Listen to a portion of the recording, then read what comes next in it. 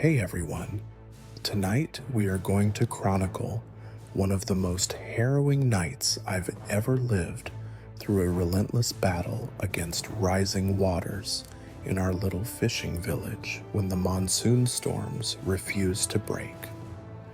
So before we get started, please take a moment to like the video and subscribe to the channel so I can keep making better videos. Now enjoy a cup of hot tea and let's embark on this journey together tonight. The wind had been whispering warnings all afternoon, rattling shutters and bending coconut fronds until they nearly bowed to the gray sky. As I stood on my porch toes, gripping the wet wooden boards, I felt at first a low rumble in my chest, a prelude to the roar I knew would follow. My grandmother, leaning on her carved cane, looked at me with tired eyes, her weathered face drawn into a frown. "It's coming," she said, voice soft as the gathering breeze. By early evening, the first swell of rain hammered the tin roof, each drop like a hammer against my skull. I watched crusted mud paths turn to rivulets, then to streams that gobbled the village trails. The horizon vanished behind a curtain of gray, and I realized the storm wasn't merely passing overhead. It was sweeping through the valley, aiming straight for our cluster of stilted huts. Palm trees groaned their trunks, creaking beneath the weight of wind-tossed leaves. I could feel the air grow denser, charged with electricity. My throat tightened as distant thunder grumbled like an angry beast. I hurried inside the wooden door slamming behind me and found my father crouched by the hearth, an old oil lamp sputtering in the draft. He nodded at me, eyes grave. "Winds are shifting," he murmured, "not just a normal monsoon." I nodded, swallowing hard. The weather reports by radio had warned of above-average rainfall, but none of us had expected nature's fury to escalate so quickly. We slid open the shutters to peer out. Sheets of rain lanced the fields, and the river that snaked past our homes had begun to swell thin at first, then fattening with every downpour. I could almost see the water's teeth, hungry for our doorsteps. By dusk, our small village had transformed. The narrow boardwalks connecting homes were slick and nearly submerged. I glanced at the low stone barrier we'd built last season. It was already crawling with murky water. My heart pounded when I noticed a gap where soft sand had eroded away a tiny breach that could widen into a torrent. Sandbags. I whispered more to steady my own nerves than anything. My father's jaw set. "Fetch them." He pointed to a pile of old burlap sacks and loose sand by the storage shed. With rubber boots squeaking, I raced through the courtyard, braving the first waist-high drips creeping up my legs. Rain stung my cheeks, and I blinked to clear the blur, focusing on the task: fill the sacks, tie them tight, and stack them along the barrier. The wind groaned louder, as if impatient for us to finish. Each sandbag felt heavier than the last, soaked through with rain, but we worked feverishly. My mother joined in her sari, soaked and plastered to her frame, face pale but determined. Every slam of burlap against stone echoed like a warning. This was our last line of defense.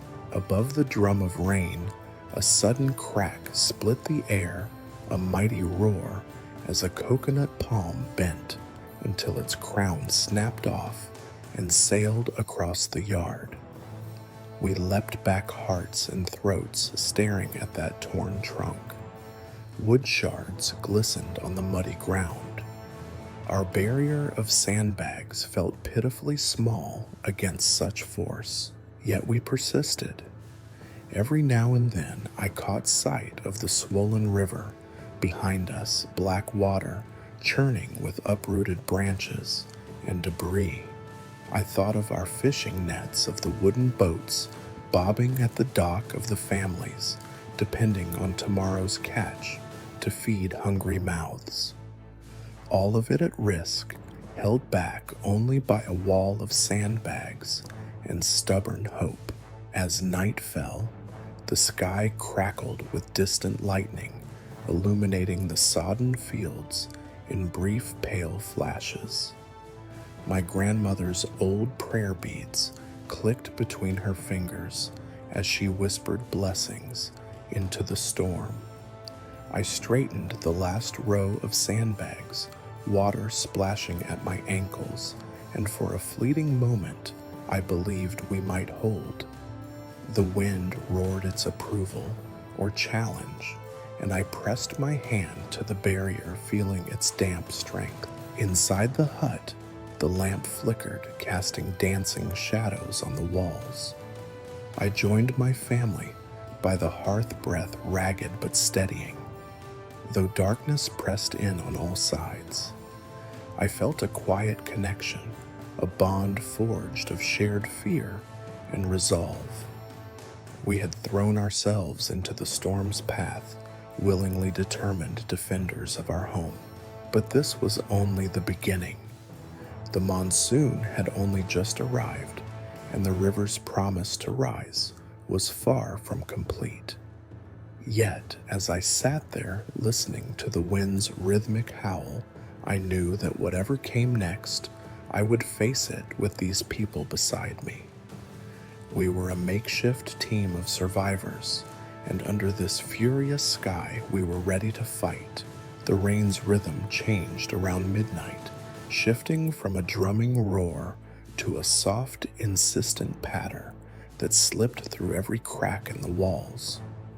I lay awake on my thin mat, heart still racing from the night's frantic sandbag labor, listening as that gentle sound brought back a flood of memories I'd long tried to forget. As each drop slid down the tin roof, my mind drifted to another stormy night 20 years ago, when I was no older than my niece, eyes wide with terror as waters surged into our low-ceilinged home. I bolted upright, breath catching in my chest. The room was dark, except for the cool sheen of moonlight filtering through the soaked shutters. In the corner, my grandmother slept soundly, her breathing steady, oblivious to the torrent outside, and oblivious, I hoped, to the chain of recollections the rainfall was unleashing. I pressed my palms against my eyelids as though I could physically block out the memories. But the rain had unlocked a door, and the past spilled in with a force I hadn't anticipated. I remembered the first drop that night, a single bead that trickled along my forehead as I slept under the mosquito net. At the time, I thought it was a stray tear, but it was the storm's warning. I had crawled out of bed, tiny hands trembling, and watched as the water level in the corner of my mother's small kitchen rose like a creeping beast. I could hear my own whimpering, muffled by the whistling wind. That fear had been raw and immediate, an icy spike in my spine that taught me, even as a child, that water could be an enemy. Now, decades later, that same enemy was circling our village again. I swung my legs over the edge of the mat and shivered in the damp air. My shirt clung to my back like a second skin. I padded across the creaky floorboards toward the window and pushed open the shutter by its rope, peering into the courtyard below. The downpour had hollowed out the world, leaving only wet darkness and the occasional flash of lightning that lit up the flooded trail leading to the fishing docks. In each brief glow, the village looked surreal, boats, half-submerged debris swirling past the stilts of homes' lanterns, trembling in the wind. A deep ache settled into my chest as I stared.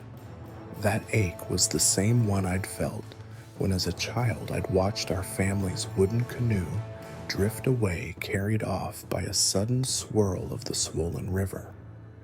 Our canoe had been more than a fishing vessel. It was our lifeline, our connection to the world beyond these waters. In those moments, I had believed we were lost, that without that boat, we would drown and vanish like flotsam in the current. My father had waded into the water, chest high, to retrieve it, his strong arms straining against the pull. But by the time he reached it, the canoe was snagged against a submerged branch and spun in the eddies until it cracked in two. He had stared at the broken wood shoulders, sagging eyes empty. I closed my eyes now and felt the pain of that memory as if it were happening again. I exhaled slowly and turned away from the window, trying to shake off the ghost of a child's panic. My gaze fell on the oil lamp my father had left burning on the low shelf. Its wick flickered, casting a shaky circle of light on the damp earthen floor. I knelt beside it, and as if invoking a ritual, I cupped my hand around its flame, drawing warmth and courage from its glow. In that small amber circle, I found a momentary anchor proof that even in darkness there was light to cling to. Footsteps creaked in the hallway as my mother entered, hair plastered to her forehead, sorry, damp and heavy. She gave me a gentle smile that didn't quite reach her eyes. "Sleep doesn't come easy tonight," she whispered. I shook my head, unable to speak, without my voice catching. She sat beside me, her sorry whispering across the floor, and placed a hand on my shoulder. "I know," she said. "This rain, it's different."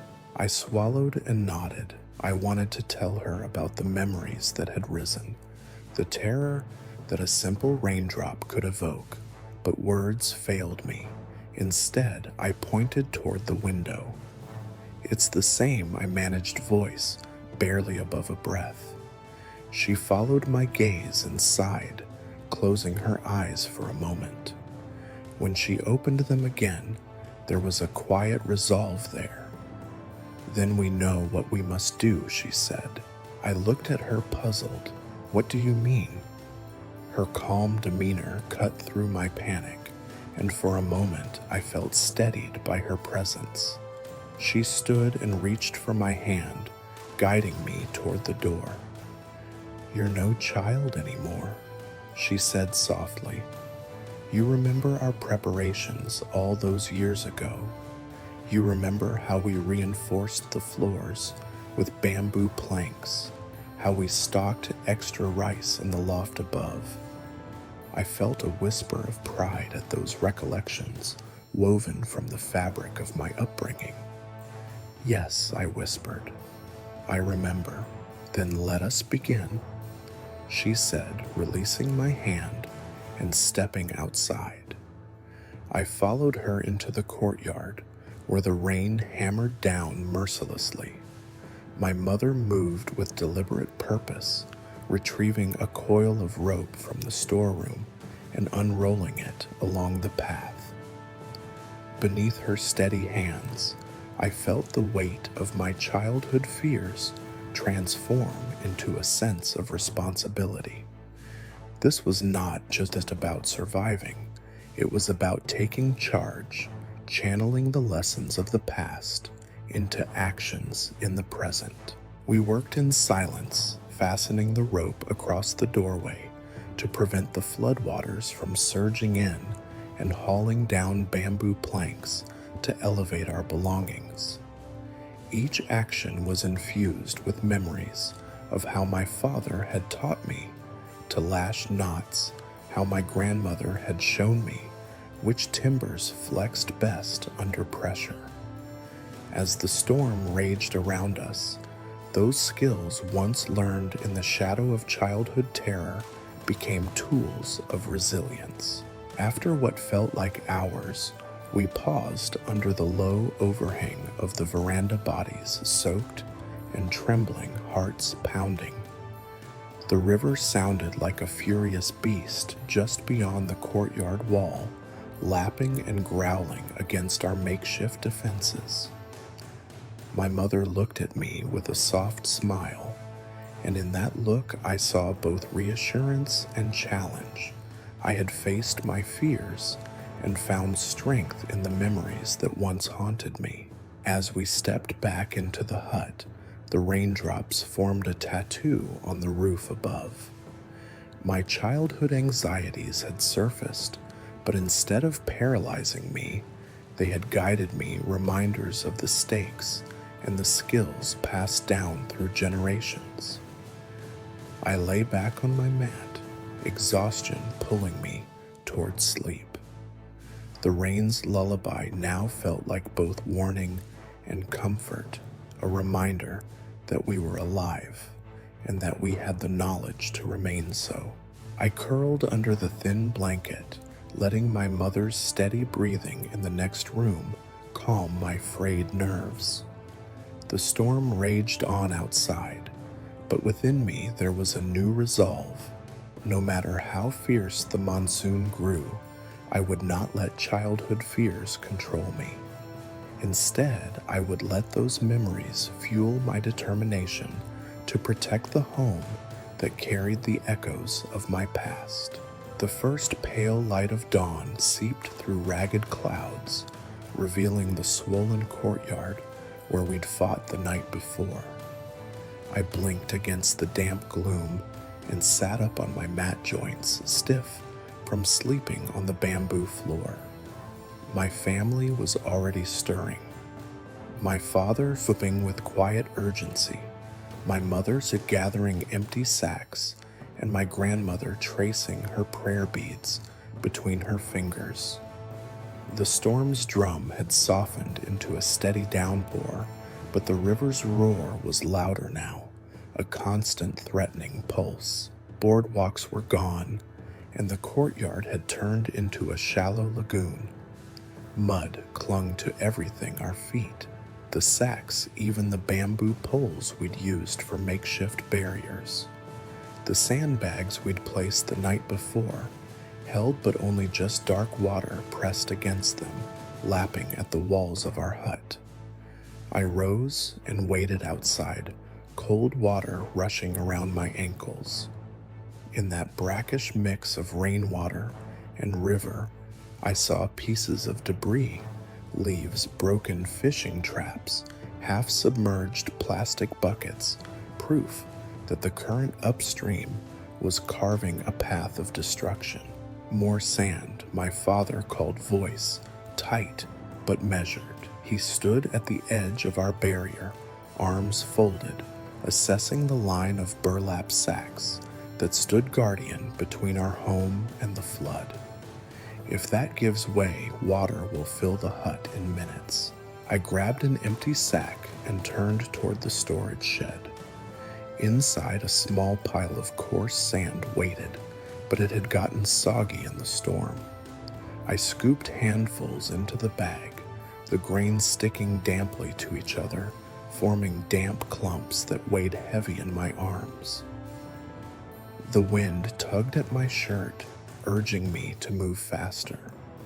Outside, my mother and I relayed filled bags to my father, who arranged them with precise force, pressing each one tight against its neighbor so no water could slip through. Around us, other families in the village were doing the same.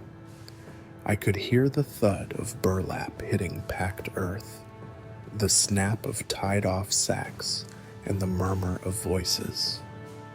Some prayers, some curses thrown at the sky. I glanced to the left and saw old Mr. Kumar struggling with 2 bags that seemed heavier than he could carry. His wife stood beside him, offering to help, but his pride made him wave her back. I diverted a fresh bag toward them and called out, "Here, take this." He flashed me a grateful grin, relief softening his weathered face, and together they moved down the line, reinforcing a weak point where the barrier dipped under water's weight. The morning wore on each minute, punctuated by new threats. A creaking pole that served as a temporary railing gave a worrying groan. Splinters of bamboo snapped under pressure, plunging into the flood. We worked feverishly, adrenaline mingling with exhaustion, backs stiffening, limbs aching. My grandmother, frail but determined, insisted on handing out empty sacks, her voice firm despite the tremor in her hands. When a young mother tripped in the mud, clutching her crying child, my grandmother was there to steady her, offering words of comfort before returning to the line. Fear was our shared fuel. I felt it in my chest, sharp and insistent, every time I glimpsed the river's steady rise. Water had advanced another inch since daybreak, now creeping past the row of sandbags nearest the back wall. Rainwater pooled around them, rippling with every gust of wind that tore across the courtyard. If those bags weren't reinforced soon, I knew we'd have seconds, not minutes, to evacuate. I paused for a moment to catch my breath, wiping mud from my brow. The sun tried to break through, but the sky remained a heavy lid of gray. My father came up beside me, eyes scanning the barrier. "We need to build up the banks too," he said, voice low. "Sandbags alone won't hold if the river pushes too hard against them." He pointed toward the edge of the riverbank, where a small embankment of earth was holding, but barely. "We must raise it higher, use those wooden planks and rope." I nodded, adrenaline flickering through me. "I'll fetch the planks from the boat shed," I said. My father gave me a curt nod, and I waded through the knee-deep water toward the shed that housed our small fleet of fishing boats. Each boat was tethered with thick ropes, bobbing violently in the surge. Inside, I found long wooden planks we used for mending nets and propping traps. They were wet and swollen, but strong. I laid 4 side by side on the muddy ground, then hefted the bundle and slogged back toward the barrier. My mother and father took one end while I took the other, and we guided the planks along the top of the sandbags to reinforce the bank. We lashed them together with rope, looping it through holes we'd carved in the wood, then tightened each knot until the planks cut into our palms. Once secured, the makeshift wall towered a foot higher, a dam of sand and timber that stood firm against the rushing water. We stepped back as a low rumble echoed down the river, the water now crashing against our barrier with renewed ferocity. Each wave pounded against the sandbags, a physical assault on our defenses. The barrier shook dust and sand, puffing into the air but held. My heart thundered in my ears. Relief surged through me, followed quickly by dread. We may have held this breach, but the next one upstream might not be so forgiving. All around me, exhaustion was written on every face, sweat mixing with rain, dirt streaked across cheeks, eyes bloodshot from sleepless nights. Yet no one faltered. I saw teenage boys carrying buckets of gravel to weigh down weak spots, young women distributing cups of tea salvaged from the pantry, and children handing out rags to soak up leaking water that seeped beneath door frames. I returned to the line of sandbags, picking up another burlap sack and signaling to my father. He handed me the rope, and together we secured the next plank. My fingers burned where the rope rubbed, but I didn't dare pause. Behind me, the river's crescendo grew a chorus of threatening surges. The barrier held, but the question loomed: how long? Time seemed to bend as we labored. Minutes stretched into hours. My arms moved on autopilot, tying knot after knot, filling sack after sack. Hunger gnawed at my stomach, but I ignored it. There were more urgent needs. Somewhere behind me, a child began to cry, and a mother scooped him up, hushing him while pressing a damp cloth to his forehead. The river's hunger would claim nothing until we let it. As noon approached, the rain lessened to a steady drizzle, and the wind softened to a sobbing lament. A momentary calm settled over the village, and we took stock of our work. The barrier looked solid, 4 layers of sandbags, topped by timber planks, all laced together with rope. Water still pressed against it, but there was no visible seepage. I sank onto a half-submerged log chest, heaving, and looked around. Every home had the same line of defense, each family united in the same grueling task. My grandmother joined me, settling beside me on the log. She placed a withered hand on my shoulder. "They will not pass," she said quietly, voice unwavering. I swallowed hard and nodded. Her certainty bolstered me more than the barrier itself. Around us, neighbors shared sardine tins and dry rice balls momentarily free of labor's urgency. We ate in silence, the taste of salt and damp earth on our lips, but the lull was short-lived. From upstream came a new roar, bigger, angrier. The river had claimed more ground, and whether it was a fresh surge or the collapse of another village's defenses, we couldn't tell. What we could tell was that our barrier needed more reinforcement. My father stood and beckoned. "Back to work," he said, and without hesitation, we rose.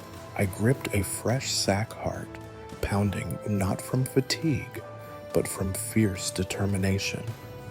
This was our home, our lives, and I would not let the river surge through.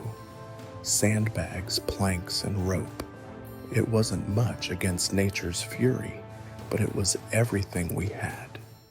Together, we would chase the flood back, bag by bag, knot by knot, until the very last drop of water retreated. Water seeped past our reinforced barrier in thin, insidious streams, carving channels through the sandbags, like tiny rivers determined to join the main deluge.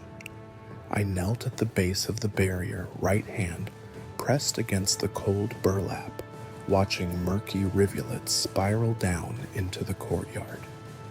Each was a whisper of betrayal, proof that our defenses, however sturdy, were never absolute.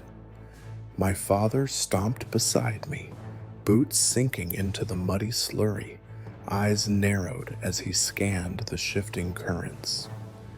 "They'll widen," he warned, voice low. "We have to shore up every weak point." I rose, mud splattering up my calves, and looked across the yard.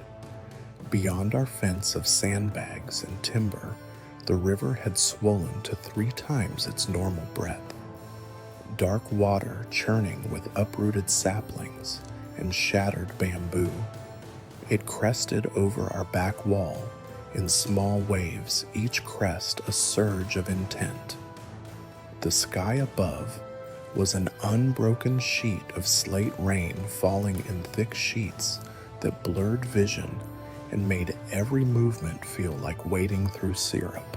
I set to work with renewed urgency, grabbing a shovel to scoop gravel from our storage pile. The grains were coarse and slick, glinting faintly in the dim light.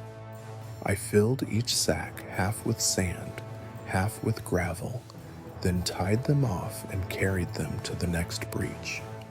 My arms burned with fatigue, but I welcomed the ache it reminded me. I was alive, still capable of action, even as exhaustion seeped into my bones. At the far corner of the courtyard, water had already pooled above ankle height, seeping through the wooden floorboards of the hut. My grandmother was there, gently lifting a chest of cooking pots onto higher planks. She looked up at me, her eyes steady. "They are like snakes," she said, voice hushed. "Everywhere they find a way." She gestured at the dark water inching toward her feet. I nodded, and together we slid shorter planks under the legs of the chest, lifting it enough that the pots would stay dry if the flood reached the threshold. I moved on to the doorway, shoving another plank under the lip of the entrance and edging a row of tightly packed sandbags in front. Rain splashed against my shoulders, and I blinked against the cold spray. The river's voice was omnipresent now, a cacophony of rushing torrents that filled the air more completely than any thunder. Each wave that crashed against our defenses sent tremors through the ground, reverberating in my chest like the heartbeat of the flood itself. From a distant corner of the yard came a shout. I turned to see Mr. Kumar racing toward us, carrying a bamboo pole that looked like it had been torn from a fence. The pole was thick, soaked through, and dripping muddy water. "Help," he cried. "There's more water pushing in by the shed." I sprinted across the yard, boots sloshing in the deepening pool, and reached the shed to find two more breaches. Thin streams had undermined the base of the wall, and a small hole had formed where the current funneled through.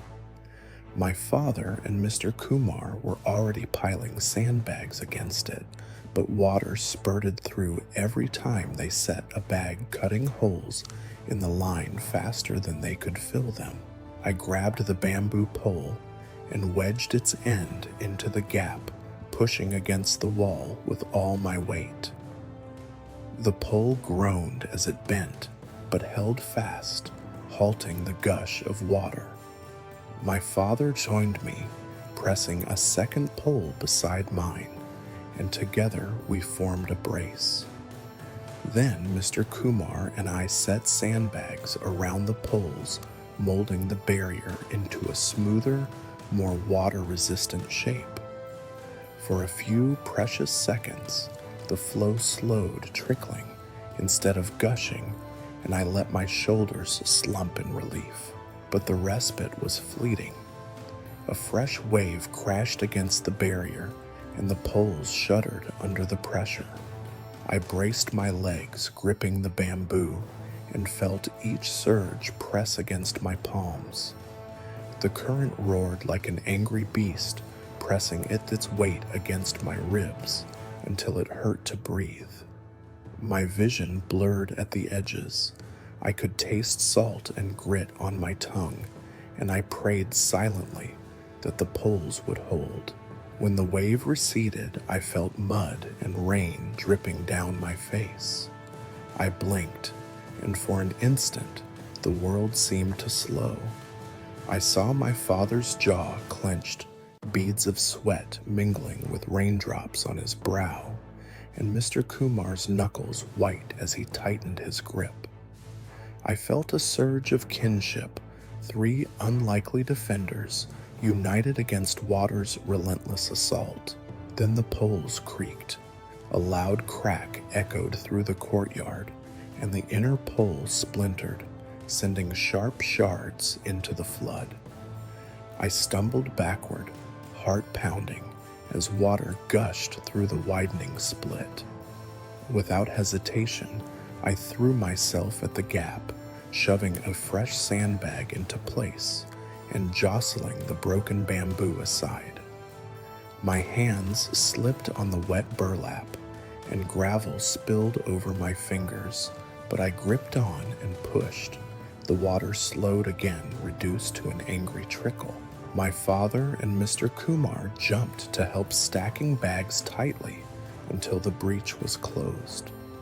We heaved as one, pressing the last bag into place with a final grunt. The wall held. For that moment, I felt triumphant, as if we'd wrestled the river into submission. But relief was tempered by the knowledge that this fight was far from over. As rain hammered down, I wiped mud from my brow and looked around. The courtyard was almost entirely submerged, now water lapping at the eaves of our huts. The air was thick with humidity and the smell of wet wood. In the distance, I could see forms moving, neighbors struggling with their own breaches, fathers and mothers united in the same battle we faced. A sudden loud crack split the air, and I looked up to see a massive branch torn from a tree upstream, spinning in the current. It slammed against our barrier with the force of a battering ram, sending a shudder through the sandbags.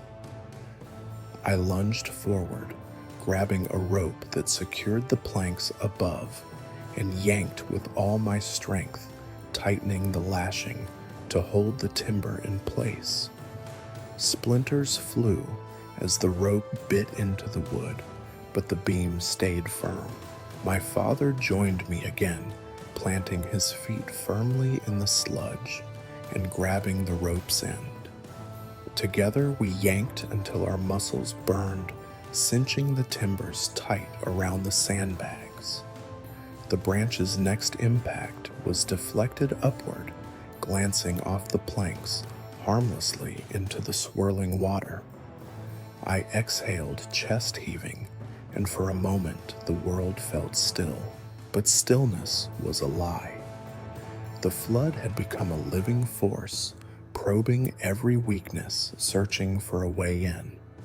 I could feel it in the tremors underfoot, hear it in the gurgling undertone beneath the rain. Every passing minute, every crest of water brought a new test. My grandmother's voice drifted to me, soft and unwavering.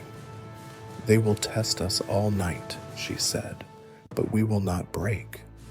She had moved to the center of the courtyard, gathering families around her as she recited quiet prayers. I saw men and women pause in their labor heads, bowed under the rain, and in those bowed heads I recognized both despair and hope intertwined. Night was closing in again, but this time the darkness felt different, heavier, more oppressive. The rain's tempo had dropped to a relentless whisper, and the river's roar had grown into a deep, constant hum. I shivered, pulling my shirt tighter against my chest, and scanned the barrier once more. Every inch was fortified, every gap plugged. Yet I knew there were places upstream where the river breached before it was only a matter of time, before our defenses were tested anew. I sank to my knees beside a new breach where water seeped under the plank we'd just secured. Carefully, I lifted the plank and slipped 2 sandbags underneath, then levered the plank back into place. The current tugged at the bags, but they stayed put. I pressed my palms against the wood, feeling its vibrations through my arms. A sudden flash of lightning illuminated the courtyard, and in that stark light, I saw every drop of rain suspended in the air, every plank and bag, standing in fragile alliance against the overflow. In that moment, I believed we could hold, if only until dawn. Then the thunder rolled and the light vanished. I rose, shoulders aching, and joined my family in a circle around the hearth lamp that still burned inside our hut. The light gleamed through soaked shutters, a beacon of warmth against the vast, dark swell outside. We brought blankets and bedding to the circle, each taking turns supporting the other, sharing quiet words of comfort and resolve. Water dripped from the roof onto the floor, and a thin stream snaked through the doorway, but the barrier held. We huddled together, listening to the flood's heartbeat, just beyond the wall, aware that every moment of safety was a borrowed one. Yet amid the tension, I felt something else, a defiant pride rooted deep in the knowledge that we had refused to surrender without a fight. The river's relentless rise had tested us, pushed us to our limits, and revealed both our vulnerabilities and our strengths. And as we sat there, drenched and exhausted, I understood that our true defense was not the sandbags or the planks. It was the resolve that bound us together, unyielding even as the waters pressed ever closer. The river's roar had become our constant companion, a fierce anthem, reminding us that every moment's safety hung by a thread. Just before midnight, when the water pressed so tightly against our hut that every step sent ripples through the floorboards, my father called us together. "We can't hold here forever," he said, voice steady but urgent. "We need a way out if the barrier fails. We must build a raft." I felt a surge of both dread and determination.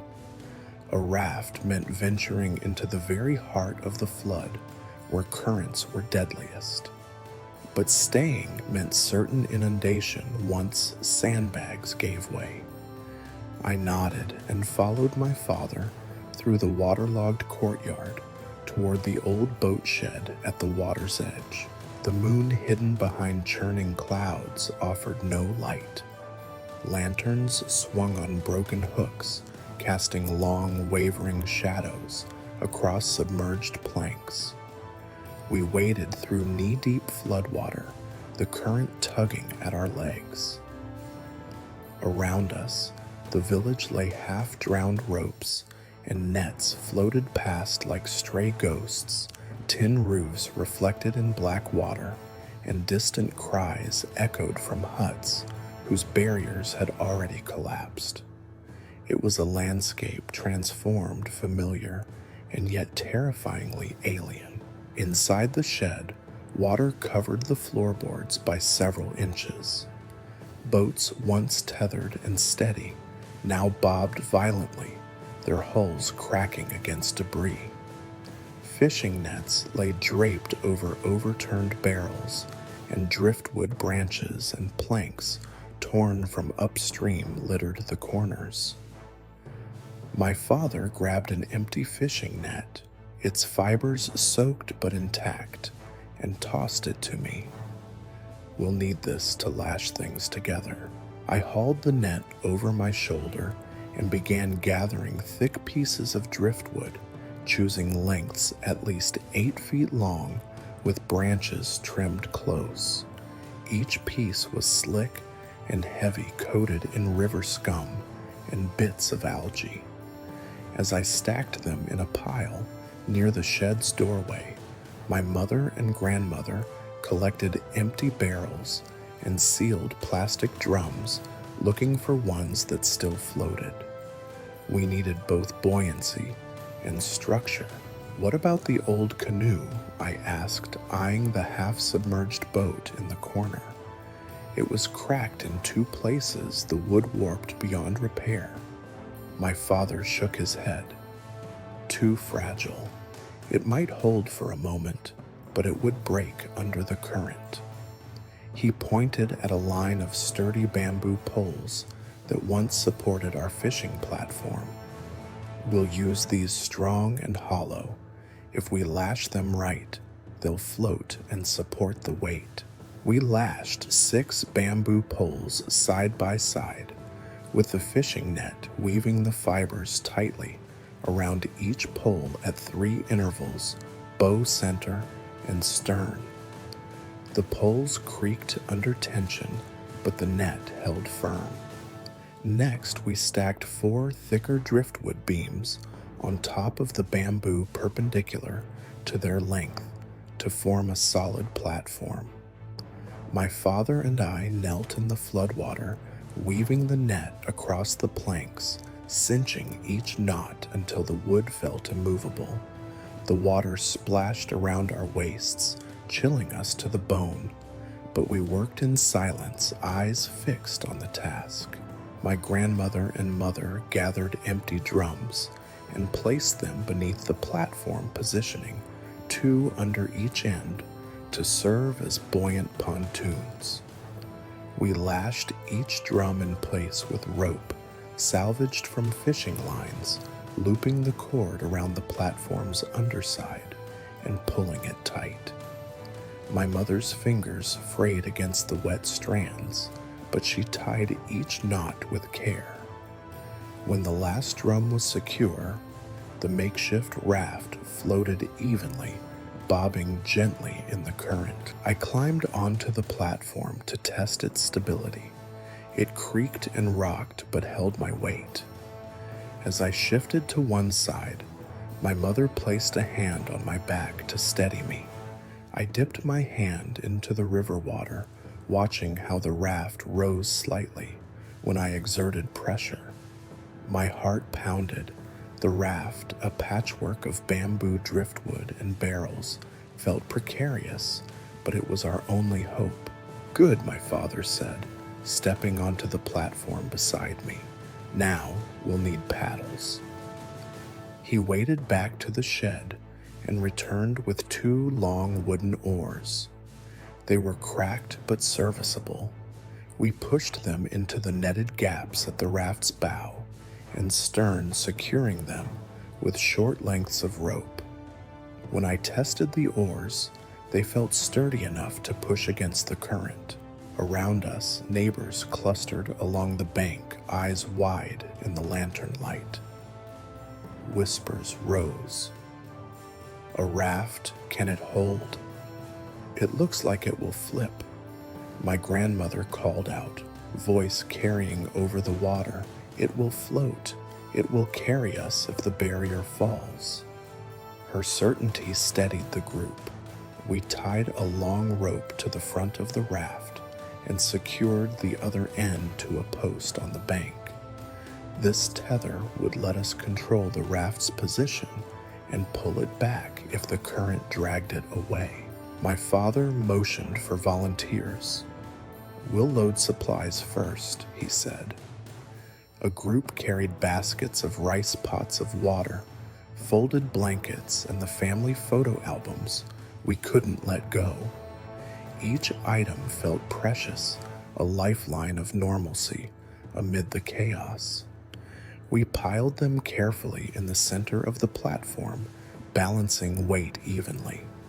When the last pot and bag were aboard, we stepped back. I grasped the rope's end and held my breath. My father dipped an oar into the water and pushed, nudging the raft away from the bank.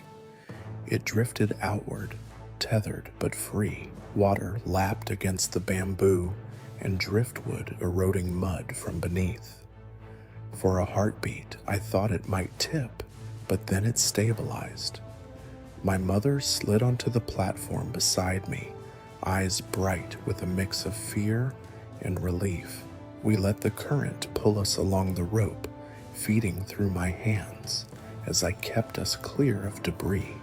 Lanterns in the shed swung, illuminating drifting nets and floating planks. Every shadow looked like a threat, but we held steady. The raft glided through the murk, carrying our hopes and memories toward higher ground.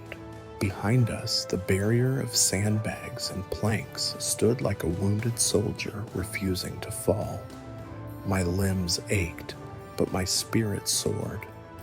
We had built something together, improvised, fragile, and beautiful in its defiance of nature's fury. As the raft carried us into the night, I understood that survival wasn't just about holding ground. It was about moving forward, even when every current tried to hold you back. Waist-high water lapped at our knees as we guided my grandparents onto the raft, their frail bodies trembling in the cold flood.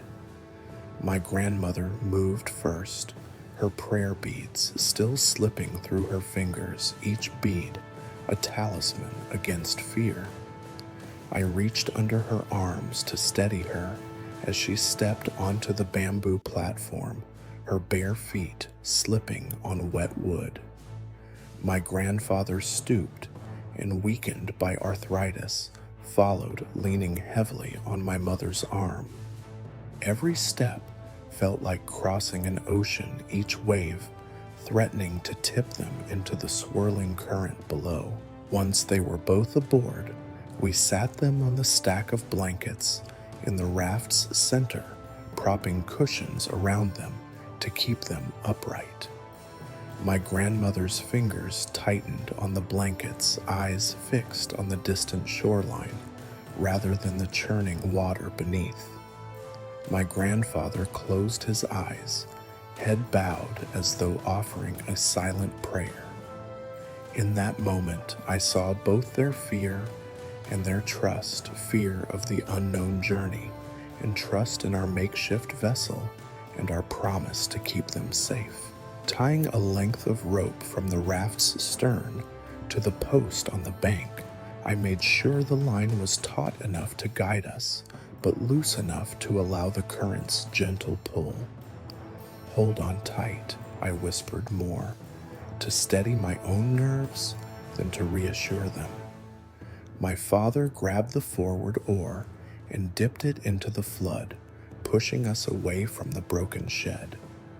The raft creaked under our combined weight, but held firm, drifting slowly toward the only bit of dry land left, the broken remnants of the old schoolyard mound on the village's edge. Neighbors lined the submerged path, helping guide the rope and supporting the platform from the sides to keep it steady. I heard my cousin's voice calling out directions: lean left, watch that log. Their words wove a safety net around the raft, their presence a reminder that this evacuation was a community effort.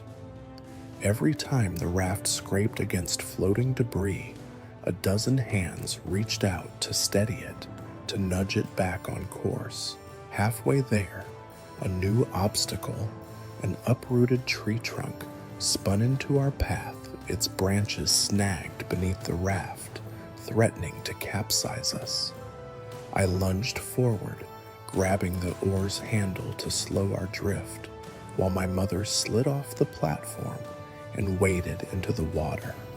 She plunged under the raft's edge, water pressing against her chest, and wrestled the trunk free. When she surfaced, breaths ragged, we all cheered softly, and she climbed back aboard, shaking water from her hair. The raft wobbled, but righted itself, and we resumed our slow journey to safety.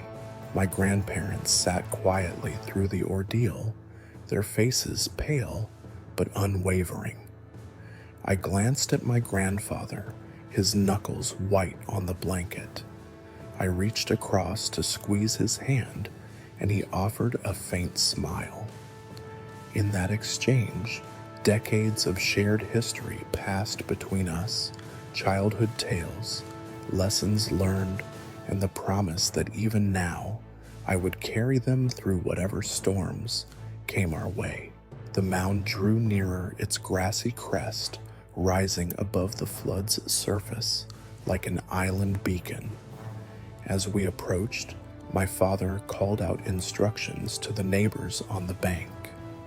Together we wove the rope through a hole in the remaining fence post and pulled the raft alongside the muddy slope.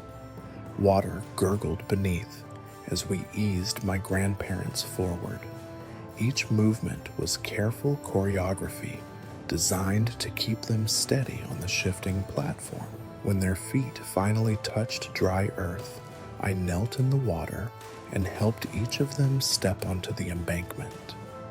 My grandmother placed her hand on my shoulder, eyes misty, and whispered, "Thank you."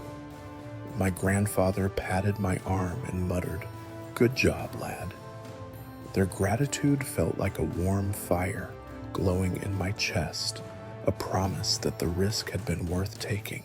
We unloaded the supplies, blankets, rice, the old family photo albums, and arranged them under a large banyan tree where several families had already gathered.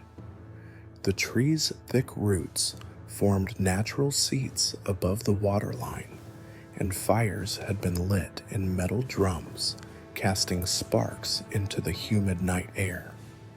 My grandparents settled beneath the tree, wrapped in blankets and surrounded by neighbors who offered warm cups of tea and biscuits salvaged from dry pantries. I stood back and watched the scene, grandmothers sharing quilted shawls, children gripping teddy bears high above the water, and strangers offering hands without hesitation.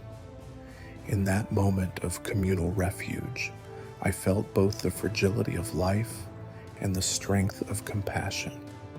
The flood had forced us from our homes, but it had also woven us together in ways the dry earth never could. As the raft returned to the bank for more evacuees, I lingered by my grandparents' side. My grandmother pressed her prayer beads into my palm. "Keep them safe," she said, nodding toward the raft. I closed my fingers around the beads, their smooth surfaces a reminder of faith's steady strength. "I will," I promised. Night deepened, and the drumming of rain softened to a distant murmur. The fires danced and crackled, sending warmth through the damp air. Neighbors shared stories of past storms and outwitted floods passing the time, with laughter that felt almost rebellious against the darkness. My grandparents smiled at the tales, and I joined them, letting their warmth and memories guide me through the lingering fear. Evacuation was only the first step. Tonight we had saved those who needed us most. Tomorrow we would face new challenges, but for now, in this fragile island of dry land and flickering firelight, we were safe and together. Dawn found me standing at the edge of the flooded docks, water swirling around the pilings and tugging at the mooring lines in a restless dance. The sun, a pale smear behind heavy clouds, offered no warmth, only a weak glow that revealed the true scale of the damage. My fishing traps, wooden cages we'd spent weeks constructing, lay scattered across the water, some caught in debris, others sunken and invisible beneath the murky surface. My boat, once painted a bright blue, bobbed precariously against a broken post hull, cracked and half filled with rainwater.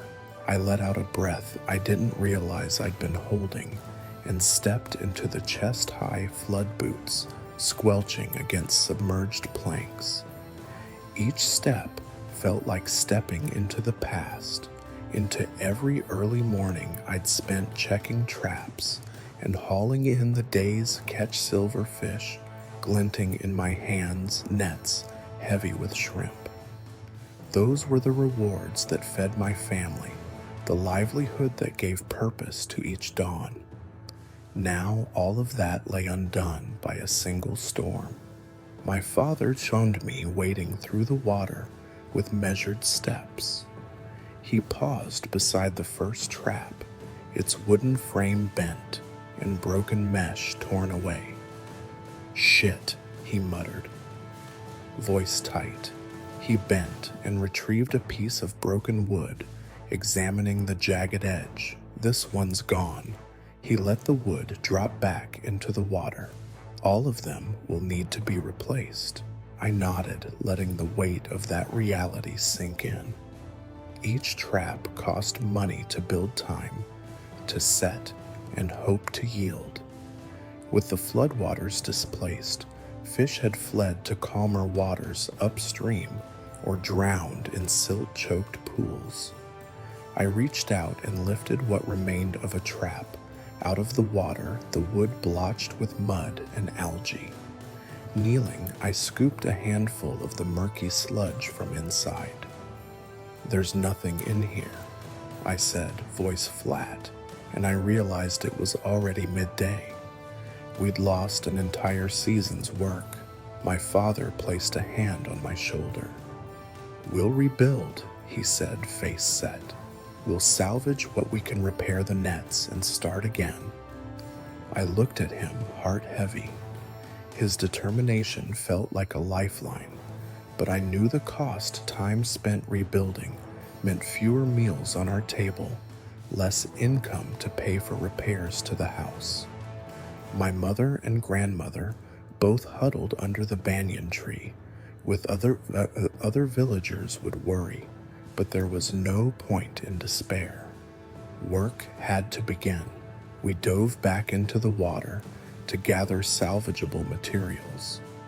I spotted a piece of netting snagged on a submerged branch and yanked it free, dripping water onto my shirt. The mesh was torn, but mostly intact. I looped it around my arm and continued searching, finding splintered wooden frames and half-broken cages. We stacked them on a floating platform, a flat-top bamboo raft assembled earlier, and ferried the pieces to a makeshift workshop under a raised storehouse where half a dozen neighbors had assembled to pool tools and supplies. The workshop was chaotic, but alive, men using hatchets to trim jagged woodwomen, threading repaired nets through spare frames, and teenagers rushing back and forth with baskets of nails and wire. The air smelled of wet timber and fresh-cut bamboo. A single lantern flickered overhead, casting warm, wavering light on the scene. I tipped the raft to shore and began sorting through the debris, separating what could be mended from what needed complete replacement. I found the 3 good bamboo poles for frame supports and 4 lengths of sturdy net. The rest was splintered beyond use. My father looked at the pile and nodded. We had enough to rebuild half of our traps. It wasn't ideal, but it was something. Time was of the essence. Fish wouldn't wait for us to rebuild. We needed to get traps back in the water as soon as possible. I climbed onto a low bench and began trimming a new frame from a longer piece of timber using a small saw borrowed from Mr. Kumar. My hands moved with the familiarity of years holding the wood steady, guiding the blade in smooth strokes. The workshop buzzed around me, hammers tapping nets, being woven voices calling out for tools. In that hive of activity, the weight of loss lightened a fraction, replaced by the steady motion of work and the solidarity of neighbors. Above the racket, I heard my grandmother's soft voice. She had set up her prayer beads on a low table next to the workbench and was quietly chanting blessings over each repaired trap before it left her hands. I stood and bowed my head as she slipped a bead through her fingers, whispering, "Let these traps find fish again and let families be fed." The sincerity in her tone reminded me that hope was as necessary a tool as hammer or nail. By late afternoon, half a dozen rebuilt traps were stacked against the workshop wall, ready for redeployment. I gathered them, carrying 2 at a time, to the raft. Each trap felt lighter than the originals we'd built in better times, as if the storm had taken some of their strength. I tied them securely to the platform. We'd push them into the water at high tide, in hopes of catching fish before the next surge. When I climbed back onto the raft, I saw children splashing in the shallows, scooping mud crabs with makeshift nets. Their laughter felt like a balm, a reminder that life and play persisted even as the floodwaters rose. I smiled and called out, waving my hand.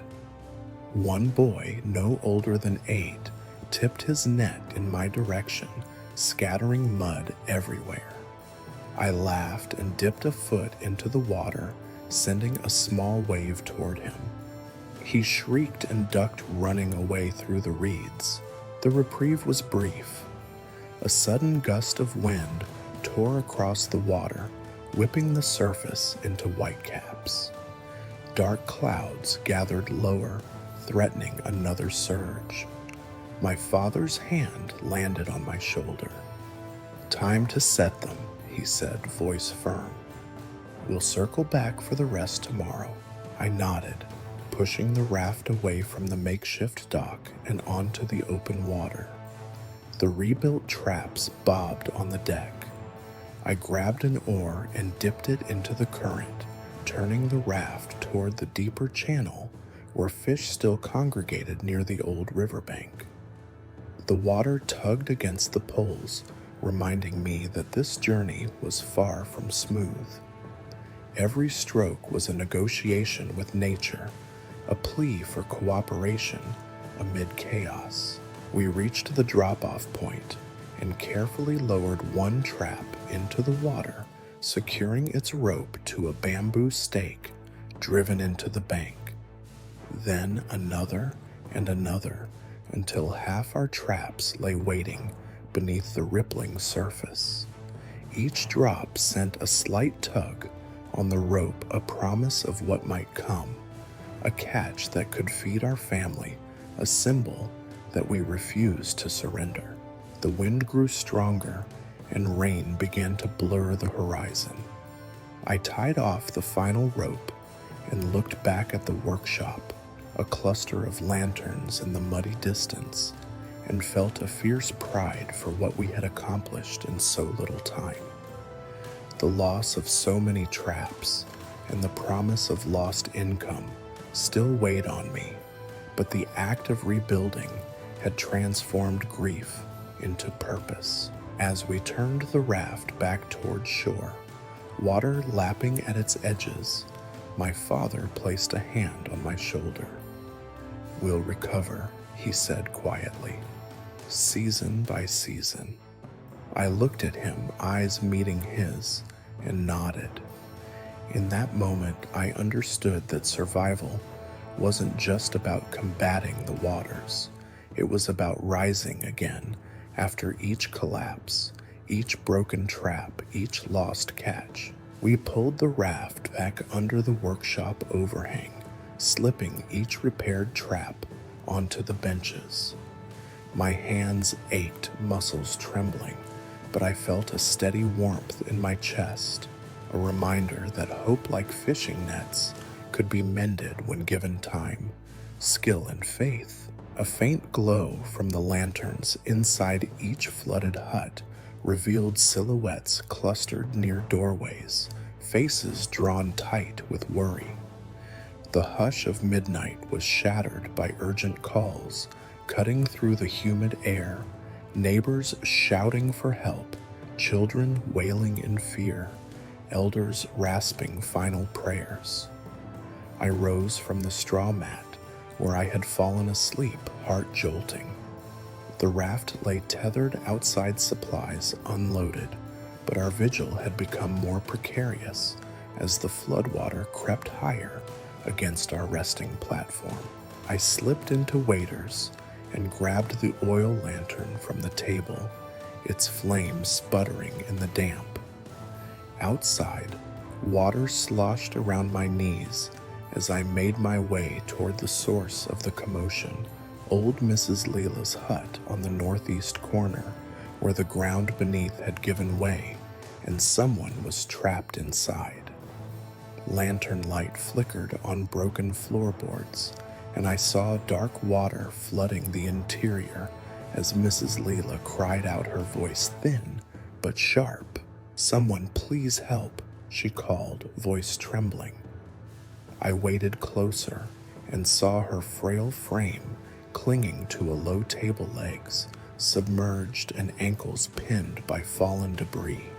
I dropped to one knee in the water and held up the lantern high enough to see. Splintered wood lay across the floor, pressing against her leg. "Hold on," I whispered. "I'm coming in." I eased myself over the threshold onto the soggy planks lantern held aloft. Water lapped at my waist, swirling with mud and debris. Each step was a careful negotiation with shifting boards. I reached Mrs. Leela's side and saw tears tracing rivulets through the mud on her cheeks. It collapsed beneath me. She gasped. "I can't move." I surveyed the wreckage. A section of floor had given way under the weight of water seeping from beneath, and a heavy beam lay across her lower leg. My heart pounded as I worked to free the beam. I knelt beside her, wincing at the slick clamor of wood shifting in the current. "I'll lift it," I told her. She nodded, bracing herself against the table. Summoning every ounce of strength, I slid my hands under the beam and heaved. The rotten wood groaned and shifted, but held at first. I braced my feet on the stable floor and lifted again, muscles burning. Water surged through the gap, as if eager to swallow us both, but I held firm. Finally, the beam tipped, and I pulled it clear, then tossed it aside into the flood. Mrs. Leela's leg was scraped and bruised, but unbroken. Relief flooded me as she breathed a ragged thank you. I helped her to her feet, steadying her against the chest-high water. She leaned on me, shivering from shock. I steadied the lantern so she could see the path, then guided her outside, where my father and two neighbors gripped her arms, helping her onto a raised platform built against our hut's side. We laid her on a pile of blankets and examined her leg. The skin was red and swollen, but the wound was minor. My grandmother appeared pressing a cloth to the scrape and murmuring prayers as she cleaned the cut. Before I could catch my breath, another shout rang out from across the courtyard, this time from the hut at the far corner, where a young mother's frantic voice begged for help.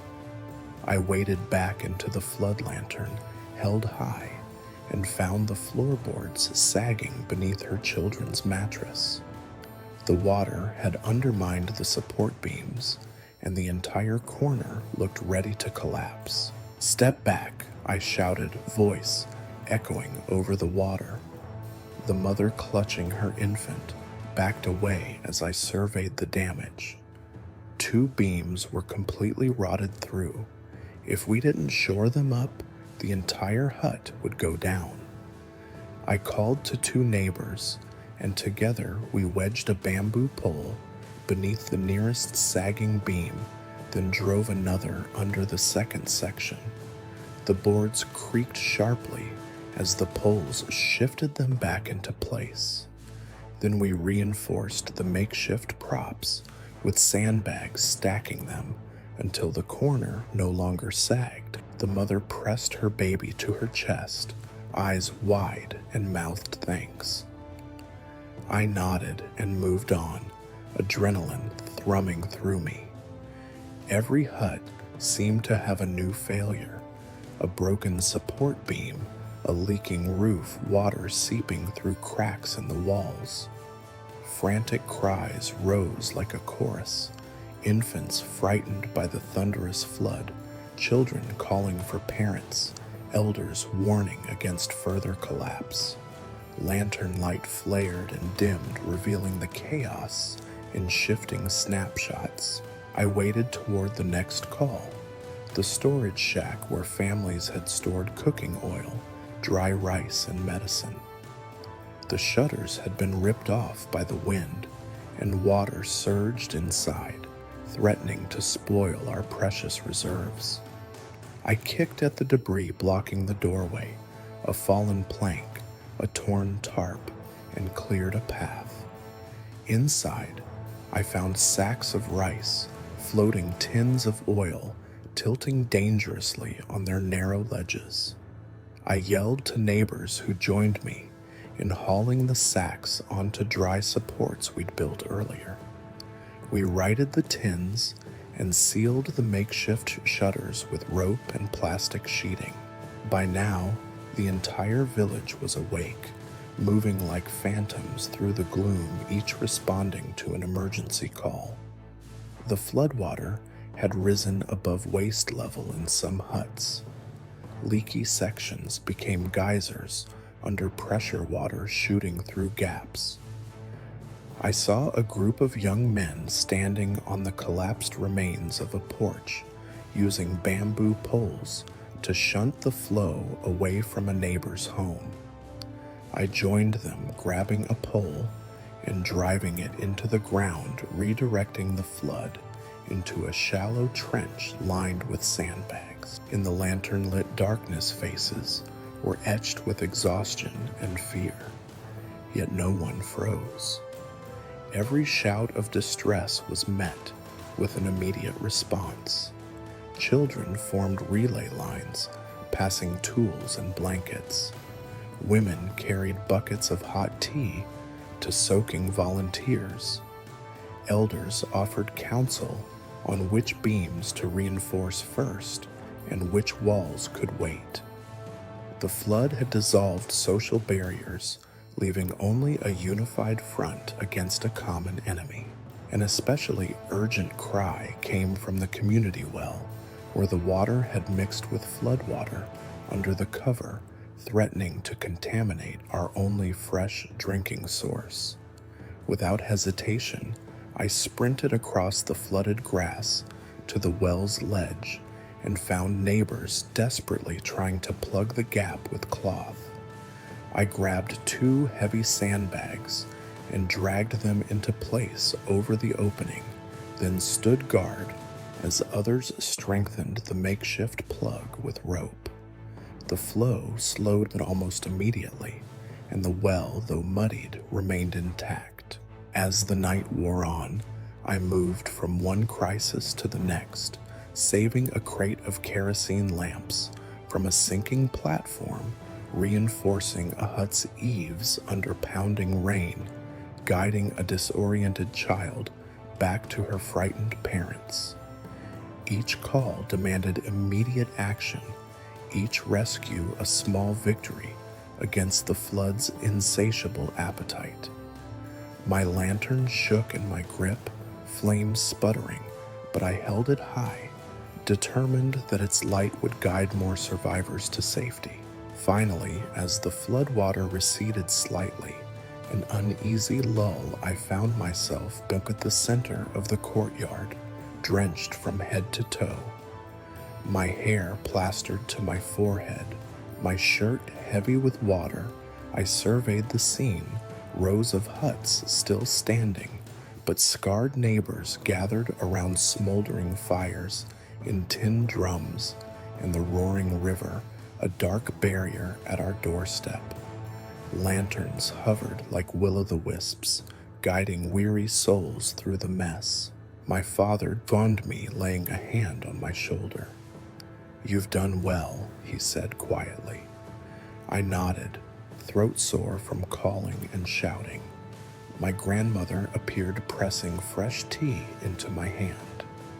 "Rest a moment," she urged. I sipped the warm liquid, letting the heat spread through me, calming my racing heart. In that momentary calm, the village exhaled as one, acknowledging both the disasters we'd averted and those yet to come. Midnight emergency calls had reminded us how fragile our defenses were, but also how resilient we could be when we answered each plea without hesitation. In this lantern-lit chaos, I felt the truest meaning of community, a promise in the darkest hour that no one would face the flood alone. The floodwaters had swallowed the courtyard completely, leaving only the rooftops of our stilted huts poking above the swirling current like forlorn islands. My father's raft and mine had long since been repurposed to ferry supplies and evacuate the most vulnerable, but now we found ourselves with nowhere higher to retreat. As I scanned the submerged village, a dark shape materialized beside our hut, the tilted roof of the granary, its beams weakened by the constant battering of water. The only dry refuge left was the rooftop itself.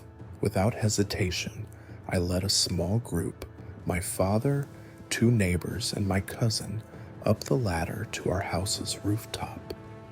The ladder wobbled precariously, its foot submerged in knee-deep water, but we ascended carefully, hands gripping wet rungs, as if our lives depended on every hold. We reached the roof's edge and hauled ourselves onto the corrugated tin, which groaned under our combined weight. From there, we clambered onto the granary's pitched roof, a steeper ascent that tested our strength and resolve. Rusted nails cut into our palms, and each step felt like walking on a slick knife. When we reached the summit, the world below looked both beautiful and terrible. Debris, broken planks, uprooted saplings, half-submerged boats drifted in a desolate panorama. The roof's steel panels were bent in places, with gaps that leaked torrents into the hollow granary. We formed a human chain to pass up supplies, bamboo poles for support tarpaulins, for patching blankets, and dried rations for shelter. Each bundle passed from pair to pair, moving steadily upward until the granary's interior was lined with gear to keep us safe and warm.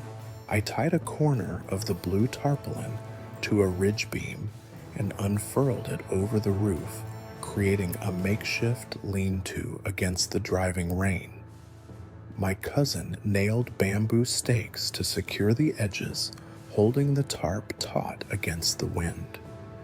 Each nail drove through soaked tin with a metallic ring that echoed across the floodplain. When the shelter held, I allowed myself a brief moment of relief, an oasis in a sea of chaos. Below us, neighbors took turns rowing a raft beneath the roof, lifting buckets of muddy water and ferrying up more supplies. We emptied each bucket with buckets of our own, sending them back down with hollow glugs as we cleared the granary's floor. The next time I looked over the edge, I saw a line of people waiting to ascend a silent testament to our shared fate. Night had fallen again, but the steady glow of lanterns and flames from makeshift braziers warmed the dark space. The roof vibrated beneath our feet as the river struck it repeatedly, but the shelter held. We gathered inside, huddled against the corrugated walls, each wrapped in a damp blanket, hands clutching steaming mugs of ginger tea. I looked around and saw fear etched on every face, but also something else, quiet determination. A neighbor named Aaron had set up a small wooden table and placed pots of rice porridge on it, calling softly to those too exhausted to climb down for meals. The smell of ginger and rice mingled with the scent of rain and tin. I sat beside my father, sharing a bowl of porridge, letting the warmth settle into my bones.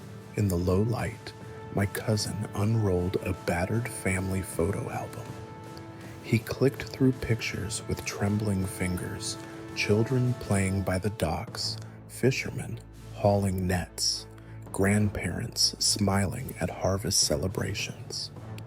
Each photograph was a reminder of a life before the flood, a motivation to endure through this night. He passed me a photo of our house intact, surrounded by coconut trees under a cloudless sky. I traced the palm fronds with my fingertip, a soft ache in my chest. Suddenly, a sharp crack resounded as the wind tore at the tarpaulin above. Rain spouted through a newly opened seam, drumming on the tin. We leapt into action, bamboo poles pressed against the leak blankets, tied to cover the hole, and ropes tightened until the makeshift roof strained no more. Every moment demanded vigilance. The storm spared no detail. As midnight approached, the wind slackened and the rain eased to a gentle patter. The river's roar receded to a distant lullaby, though the water remained waist-high below. Exhaustion pressed on us like a weight, and I felt myself drifting toward sleep, lulled by the rhythmic hiss of rain against tin. My father nodded at me, and I understood. We had survived another night. Together, we had climbed to the highest refuge, built shelter on flimsy tin, and shared what little warmth we could muster. The granary roof had become our stronghold, a symbol of hope amid devastation. I lay back on a blanket, eyes closing, and in the dim lantern light, I heard my grandmother's prayer beads click softly. Her voice drifted through the shelter in a quiet chant, weaving comfort into the damp air. I felt the bond of family and community wrap around me, stronger than any storm. As I drifted off, I thought of the dawn to come and the work that awaited us, repairing breach after breach, salvaging boats, rebuilding traps. But for now, high above the flood, we were safe. Morning arrived like a breath Helton released soft light, filtering through ragged clouds and reflecting off the swollen water that still clung to every surface. From our rooftop granary, I watched neighbors rowing supplies to isolated huts, children balancing on submerged walkways to fetch blankets, and volunteers passing buckets of soup along human chains that spanned the flooded courtyards. The village had become a waterborne web of cooperation, each strand woven by hands determined to keep one another afloat. I descended the ladder back to the main hut's tin roof, then eased myself into the ankle-deep water that now filled our courtyard. The makeshift barriers of sandbags and timber, battered but intact, still held at the doorstep, offering a thin line of defense against further incursions. Below the raised walkway, a row of rafts bobbed gently tethered and ready to ferry supplies or evacuate anyone in dire need. Every raft carried its own story, patched drums lashed beneath bamboo, driftwood platforms bound by fishing nets, barrels marked with family names for easy recognition in the murk. My grandmother sat on one such raft, her prayer beads in hand, offering blessings to each passerby. Children knelt beside her, their small hands clutching beads of their own, as she taught them the rhythms of prayer and hope. I approached quietly, and she looked up, eyes wise and soft. "Solidarity," she murmured, letting the word hang in the humid air. "This is the greatest shelter." I nodded and joined the human chain of volunteers carrying hot rice porridge from the communal fire drums to a distant cluster of huts whose defenses had waned overnight. The chain wound beneath the banyan tree, and around flooded outbuildings, each person passing the bowl with steady hands, eyes meeting in silent affirmation. When the last dish reached its destination, we returned for another hunger and exhaustion forgotten in the shared purpose of feeding our own. Near the old schoolhouse, now half submerged, I saw a group of fishermen pooling together the last of their dry bait and extra fishing lines. They took turns wading into the chest-high water even now, pushing nets beneath the surface to lure whatever fish remained in the swollen river. Though their family traps had been lost, they refused to let the river seize their skills. Their laughter rang out as they joked and teased one another even as cold water lapped at their chests. They pulled in 2 small catfish, and despite their meager size, the catch was greeted like treasure blessings were offered and prayers of gratitude sent to the sky. I continued past the community well, where the makeshift plug held firm. A group of women knelt rinsing cups and wiping them on cloths before passing them along another line of young men who stood waist deep, handing filled cups of water to grateful elders on higher ground. Each exchange was punctuated with smiles and nods, brief but vital acknowledgments that no person in need would be ignored. By midday, the rain had ceased entirely, leaving a hush that made the soggy world feel both still and fragile. Patches of sunlight broke through the clouds, glinting on puddles like scattered jewels.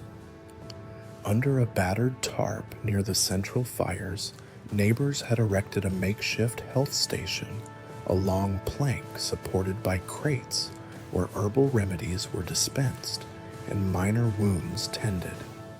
My mother and the village midwife took turns cleaning scrapes, applying salves, and offering sips of tea infused with ginger and lemongrass to calm nerves and soothe chests still tight from cold and worry.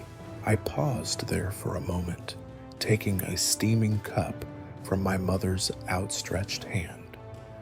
The taste was sharp and sweet, warming me from the inside out. She brushed damp hair from my forehead and offered a rare smile. "You've done well," she said, voice soft. "You remind us all why we fight." A shout went up as another call for help echoed from the opposite end of the village. Without hesitation, I set down my cup and joined a rescue team assembled near the old well. We waded through thigh-deep water to a flooded hut where a young father was trapped on an elevated platform, injured by splintered wood that had collapsed under him. We formed a human chain, students and elders together, to bring him to the health station. Cushions and blankets were pressed around him to staunch bleeding neighbors, offering hushed prayers while the midwife bound the wound. Each rescue carried its own urgency, its own delicate choreography of trust. And each time, hands reached out across the water, someone holding a lantern, someone steadying a stretcher, someone offering comfort. In those moments, I saw beyond mere survival.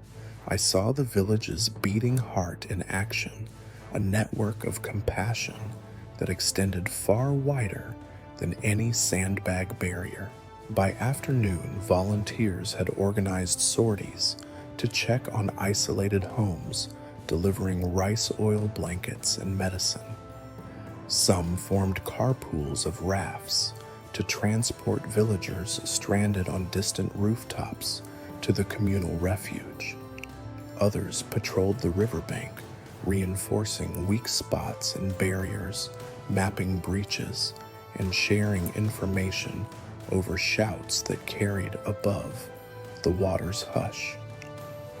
Leaders emerged spontaneously, teenage girls directing traffic of rafts, retired sailors coaching new recruits in oar techniques, and children ferrying small parcels along the edges of flooded paths.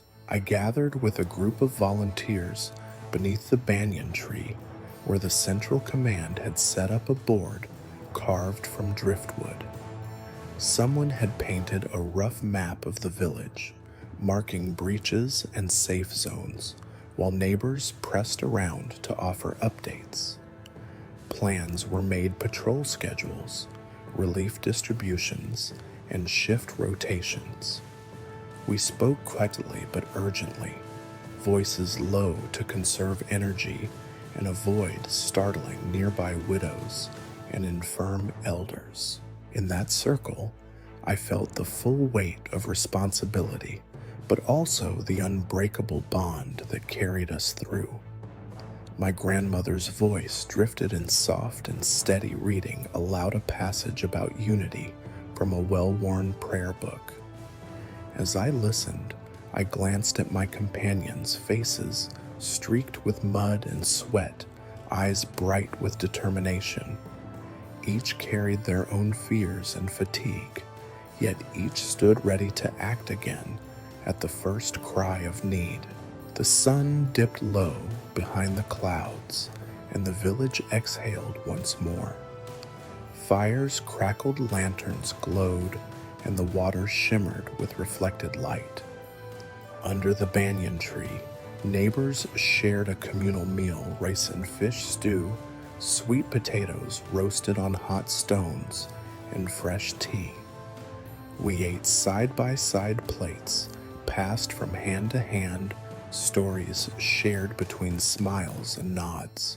As I looked around, I realized that our true victory wasn't fending off the flood's advance, but forging solidarity stronger than the waters that sought to divide us. Bound by shared fear, hope, and action, we had become more than neighbors. We had become guardians of one another's lives.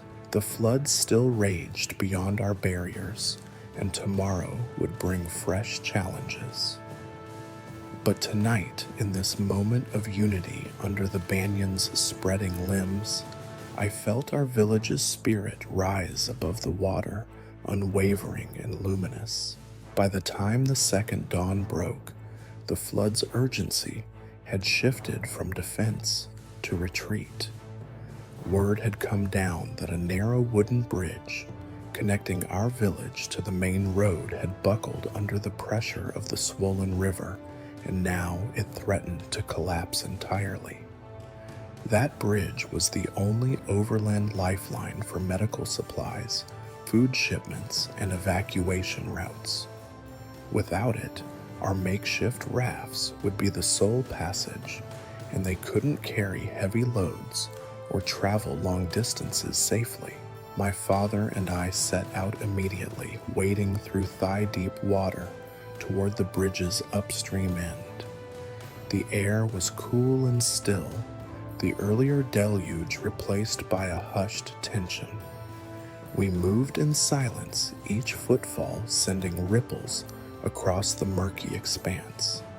On the far bank, I saw neighbors clustered around the bridge, pointing at jagged gaps and mangled planks. Stepping onto the bridge, my boots shifted on boards that flexed ominously.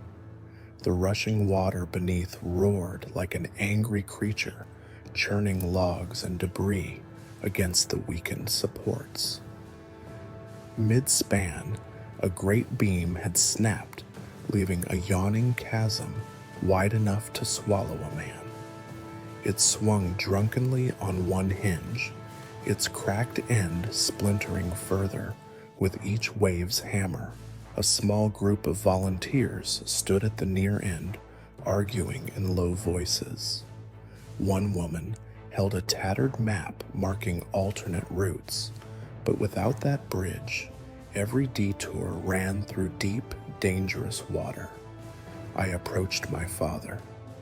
"What's the plan?" I asked. Voice tight, his jaw clenched. "We have to reinforce it enough for light traffic, at least foot traffic and stretchers. Then we need to set up pulley lines so supplies can be hauled over without anyone crossing directly." He studied the broken beam. "Those supports need shoring up, and we'll need new planks." I nodded and went back to the village center, returning with my cousin and two strong neighbors. We carried a bundle of fresh bamboo poles, those we'd reserved for emergency repairs, and long wooden planks scavenged from demolished huts. The current tugged at the poles we carried, and we staggered as we neared the bridge. Working quickly, we wedged bamboo poles diagonally beneath the sagging section, driving their ends into the muddy riverbank on either side. Each pole groaned under pressure, shifting water aside as it slid into the silt. When 4 poles were in place, we lashed them together with rope to form a crutch-like brace supporting the broken beam. Next, we laid the wooden planks flat across the gap, bridging the missing section. Neighbors above held lanterns, illuminating our work. With careful coordination, we positioned each plank until its ends rested securely on the original beams. We hammered makeshift nails, twisted metal rods found in the shallow riverbank, through plank and beam, binding them together. Finally, my father and I tested the makeshift span. We edged onto the planks, boots creaking as they flexed under our weight. The braced poles held firm, the planks staying in line rather than splintering. The bridge dipped under us but did not give way. I exhaled in relief, and my father clapped me on the shoulder. "It'll hold," he said, but we weren't content to risk lives on that fragile walkway.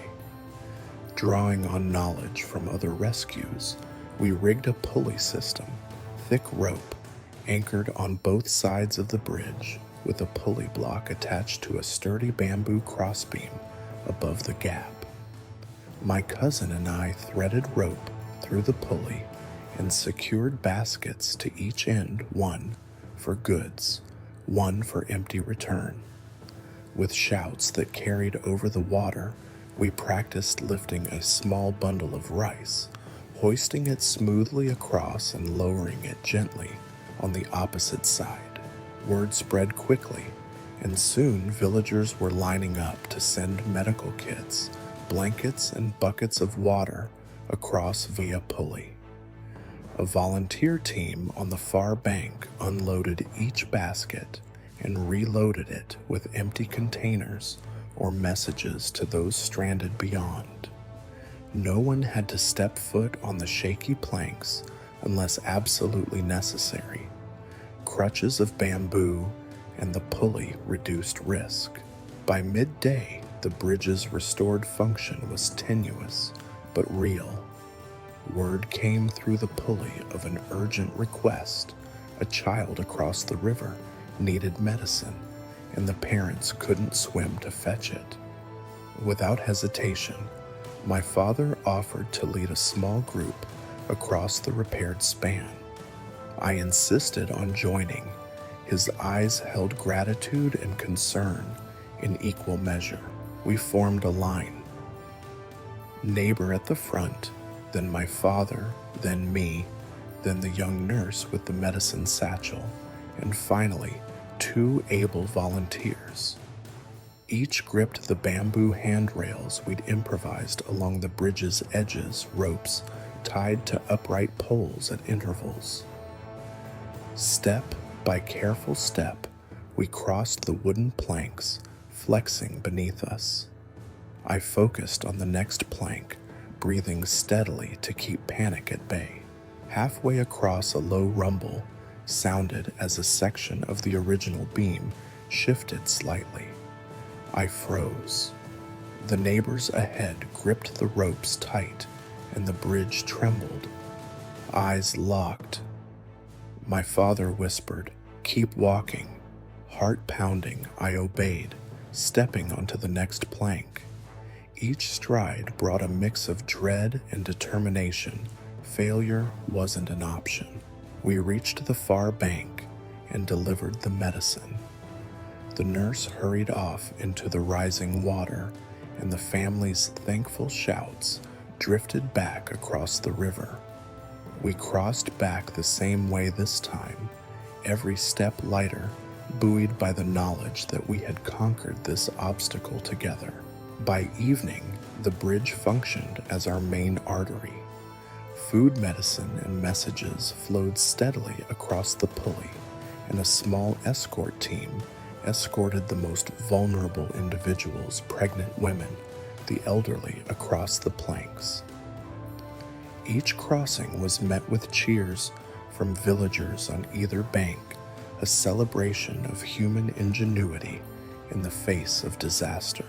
The breach that had once severed our lifeline was now a testament to resilience. The repaired bridge stood as a symbol that even broken paths can bear weight again when communities unite, improvising solutions under impossible conditions. As dusk settled, I lingered on the near bank, watching lantern light dance across the ropes and poles that had become our rescue engine. My father rested beside me, and together we surveyed the scene, villagers moving across baskets, gliding over the pulley rafts, ferrying heavy loads. A chorus of voices rose in laughter and song, defying the flood's wrath. Though our wooden crutch of a bridge might fail tomorrow, for now it held.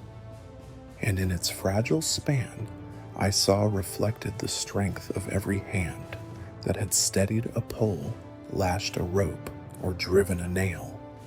No bridge could stand on bamboo and planks alone, only on the steadfast hearts that built it.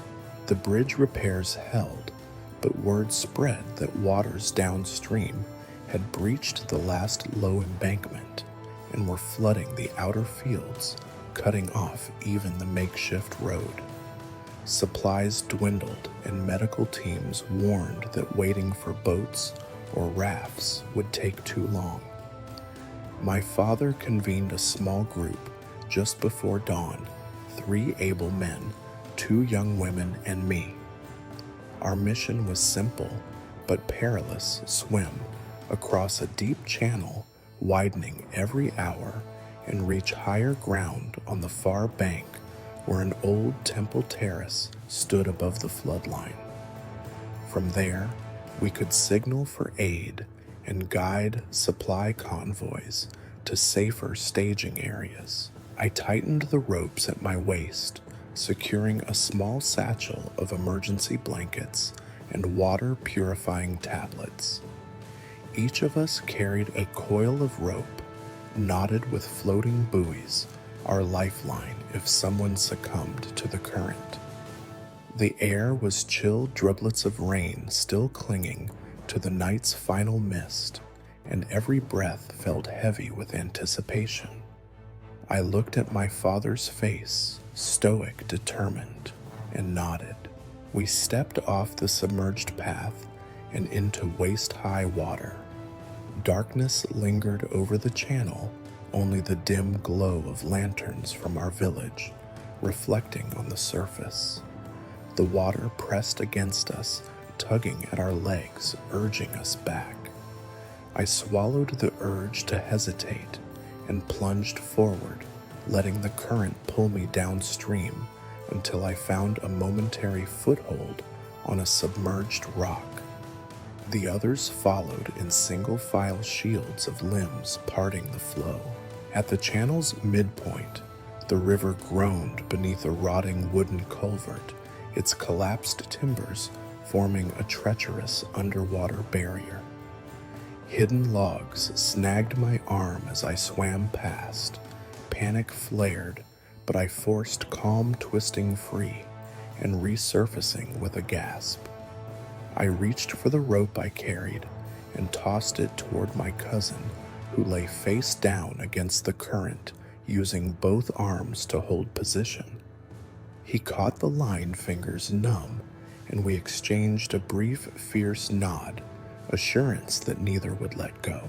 Beyond the culvert, the water deepened to chest height, swirling icy against my chest.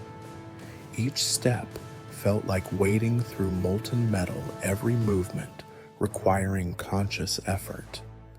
My lungs burned as I reached the bank's halfway point, where slick mud and algae coated the stones.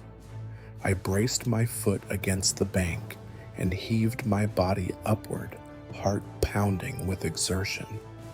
Two of the women reached out fingertips, brushing my arm to steady me, and I hauled them up one after another. My arms trembled from the strain, but the rope tied to each buoy kept us connected. If one slipped, we all would be pulled back. When the last of us scrambled onto the higher ground, I collapsed against a large boulder, chest heaving. The temple terrace stood just beyond its stone steps, worn smooth by centuries of pilgrims. We gathered at the first landing, pressing our hands against the cool surface, each of us shivering in our drenched clothes. I looked back at the channel we had just crossed. In the dim light, it seemed a living thing, an animal's throat gaping and restless. Behind me, the others gasped and whispered prayers of thanks. My father knelt and touched the mud, murmuring gratitude to the river spirit. I knelt beside him and let my fingers sink into the wet soil, grounding myself after the ordeal. Raising my head, I saw the temple's inner courtyard, a flat expanse that rose another 10 feet above the terrace's landing. If we reached it, we would be safe from any further rise. But first, we had to cross steep, slippery steps, now slick with moss and rain. I rose and approached the stone staircase, each tread a potential slip. I extended a hand to my cousin, then guided the first of the young women upward, steadying her as she climbed. My father and I formed a human ladder. He knelt 2 steps up. I supported from below, and we guided each person to higher ground. The rain-slicked stones bit into my palms, but I held firm, knowing that one mistake could send someone tumbling into the cold grasp of the flood.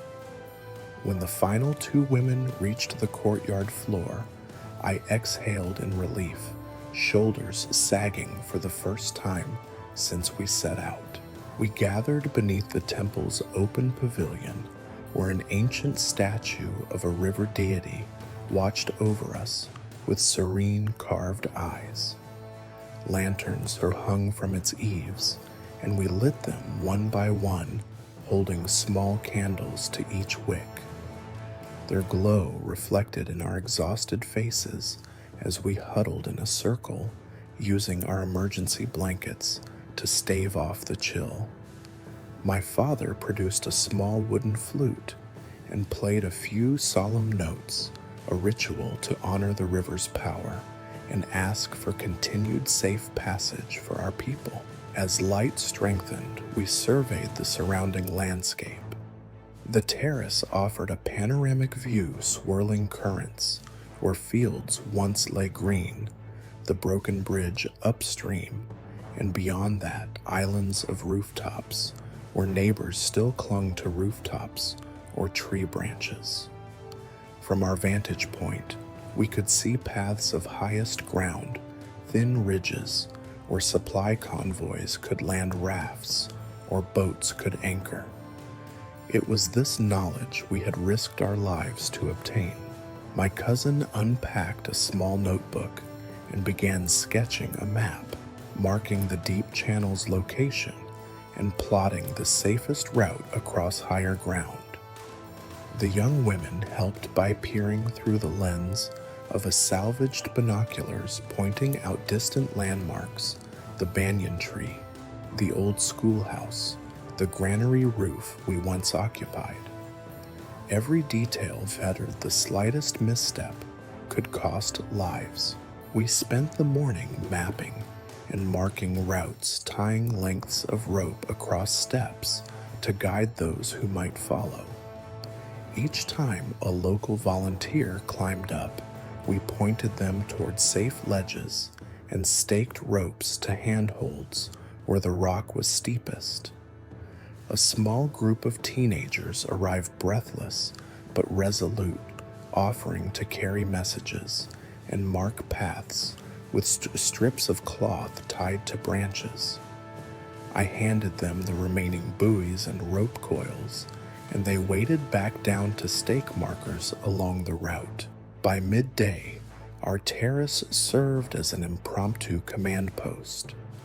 Through a cracked window of the pavilion, we signaled supply boats, small motorized dinghies that now dared approach only at low tide, using white flags and lantern signals. I felt a thrill when one boat responded, engine sputtering, as it navigated submerged tree roots and headed toward our position with bread and medical kits. Cheers rose from our group, echoing against the stone walls, but celebration was brief. Rain began to fall, again gentle at first, then heavier, a reminder that the storm was not yet spent.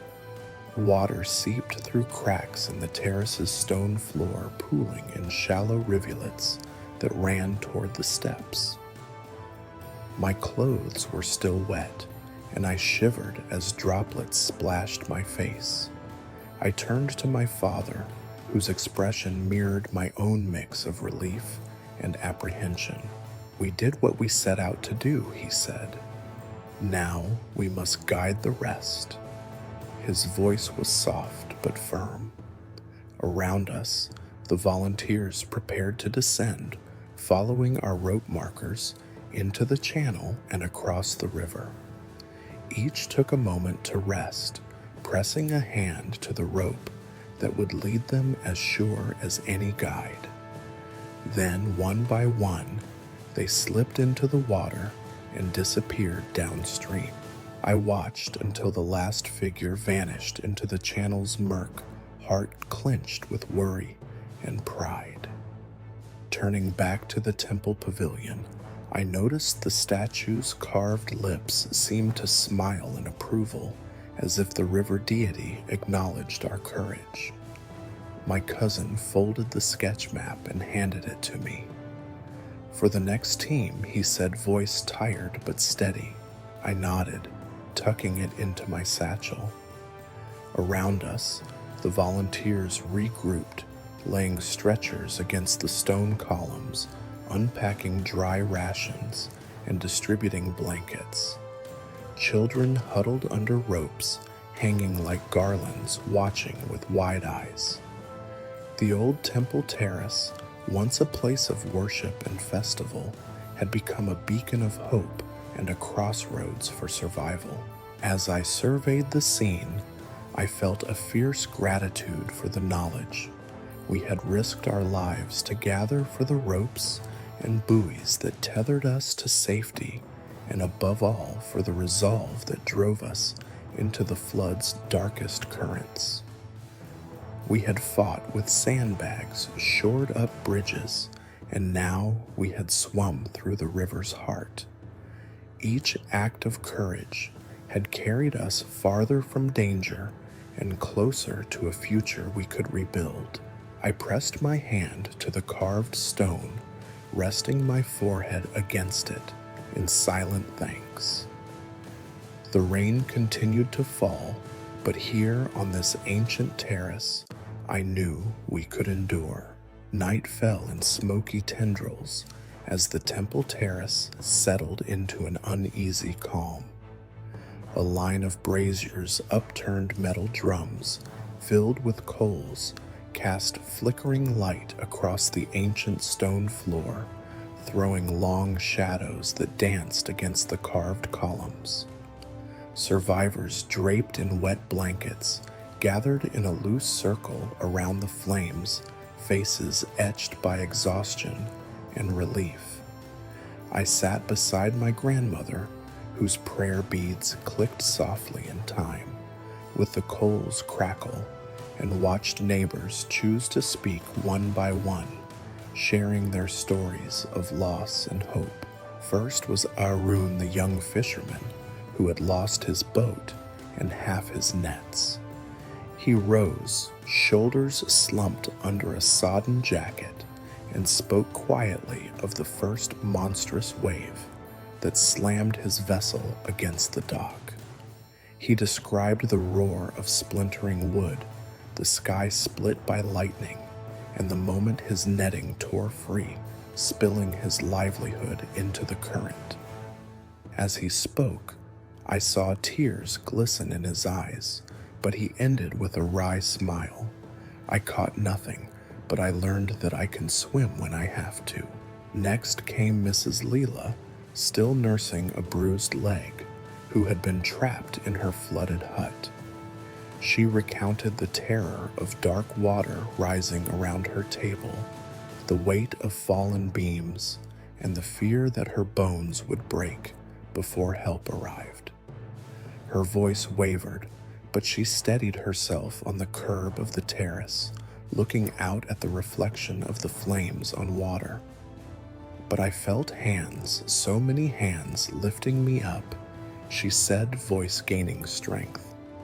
I didn't just survive, I was carried by this village. A teenager named Priya spoke afterward, her voice high with youthful ardor. She told of sneaking into neighbor houses to distribute tea and biscuits, despite her own fear of the rising water.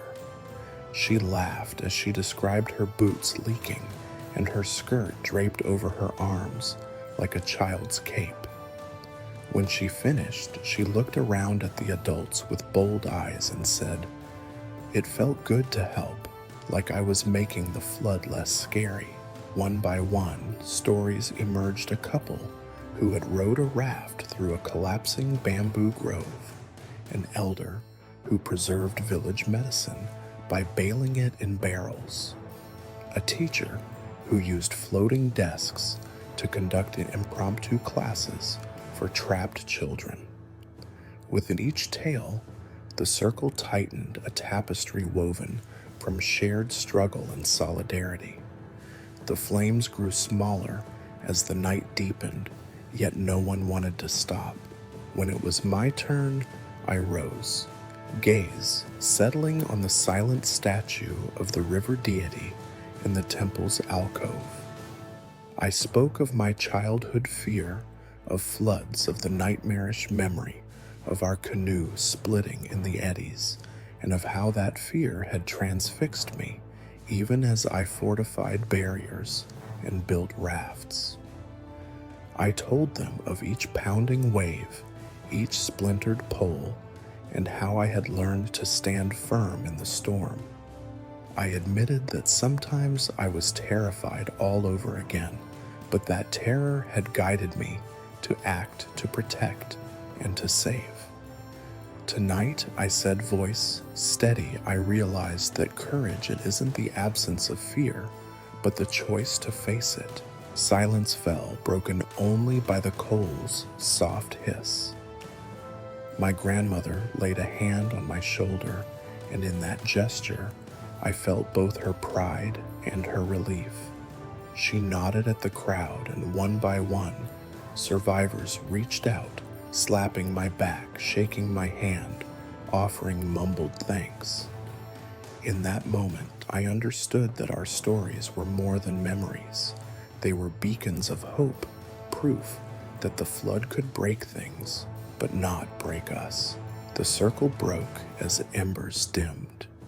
Neighbors helped one another to their makeshift sleeping spots beneath the tarpaulin roof.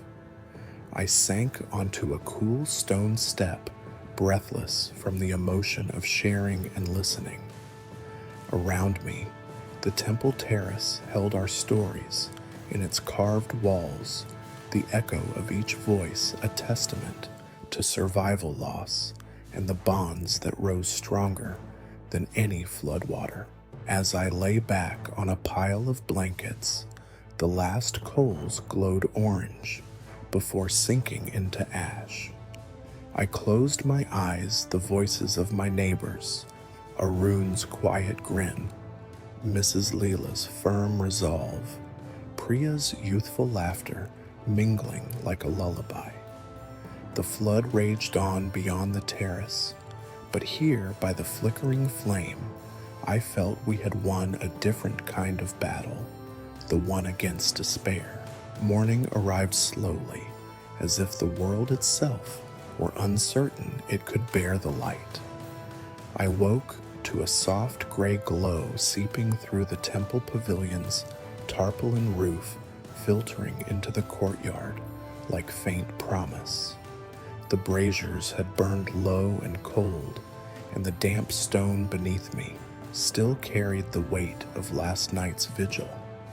My joints ached from hours spent crouched beside survivors, but I welcomed the ache. It was proof that I was alive to witness this new day. I stepped outside into the terrace courtyard, the stone under my bare feet, cool and slick with overnight drizzle. The air was crisp. For the first time since the flood began, the humidity tempered by a breeze that stirred rippled flags and dislodged beads of water from the carved columns. Beyond the terrace's edge, the river lay subdued, its roar softened to a low murmur. The water's surface was mottled with driftwood and leaves, but here and there, curious fish surfaced in shimmering flashes as though reclaiming territory. I climbed to the terrace's highest landing, where the river deity's statue stood sentinel, half illuminated by the dawn's uncertain light. In the muted glow, the deity's carved features seemed gentler, more compassionate, an ancient guardian pausing between storms to survey its domain. I pressed my palm against the cool stone and closed my eyes, breathing deeply. Behind me, flickers of movement signaled neighbors emerging from makeshift sleeping spots, drawn by the same mixture of relief and trepidation. Together we gathered at the terrace railing, peering down at the landscape below. From this perch, the village looked transformed, familiar structures distorted by floodwaters, roads rendered invisible, and fields submerged beneath glassy expanses. The banyan tree, once the hub of shared meals and strategy sessions, stood as an island in the rising tide, its roots half submerged and branches dripping with rain. I swallowed heart heavy at the sight of half-veiled homes, their stilted supports stained by mud lines marking the high water point. Yet even amid the devastation, I spotted signs of resilience. A raft tethered to a post outside the old schoolhouse, children standing on its deck like explorers on a vessel, a line of sandbags still holding firm at the base of our main hut, fishermen in the distance guiding rebuilt traps into the channel with determined precision. My father goned me, handing me a cup of steaming ginger tea. We sipped in companionable silence, eyes scanning the scene. It's worse than I feared, he said softly, voice carrying the weight of someone who had spent his life reading rivers and skies. But it's also clearer where we must begin.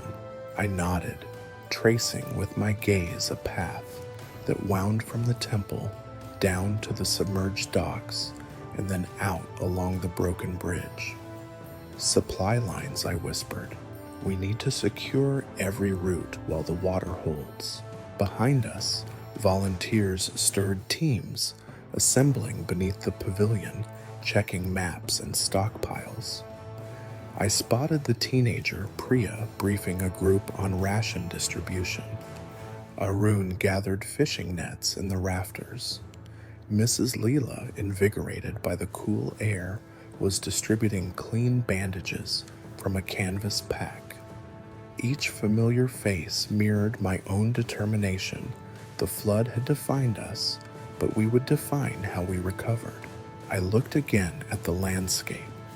The grid of flooded pathways, the dark ribbon of the river cutting through drowned fields, and the distant tree line beyond which the terrain sloped upward to dry ground.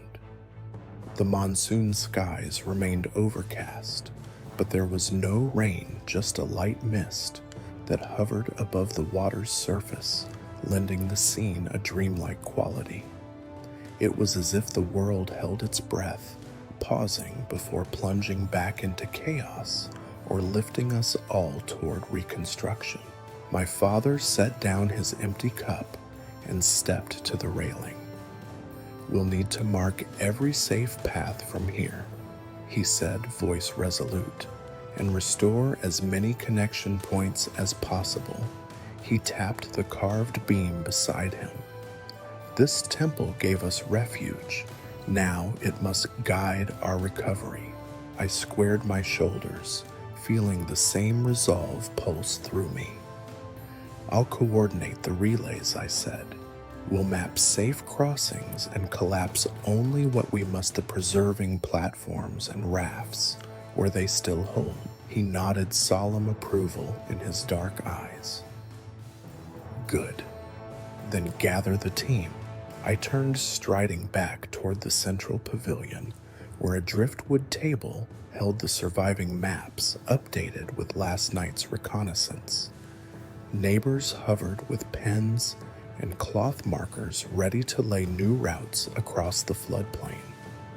I cleared my throat, and the volunteers looked up, faces bright with purpose. Morning, I said quietly. Here's what we've got.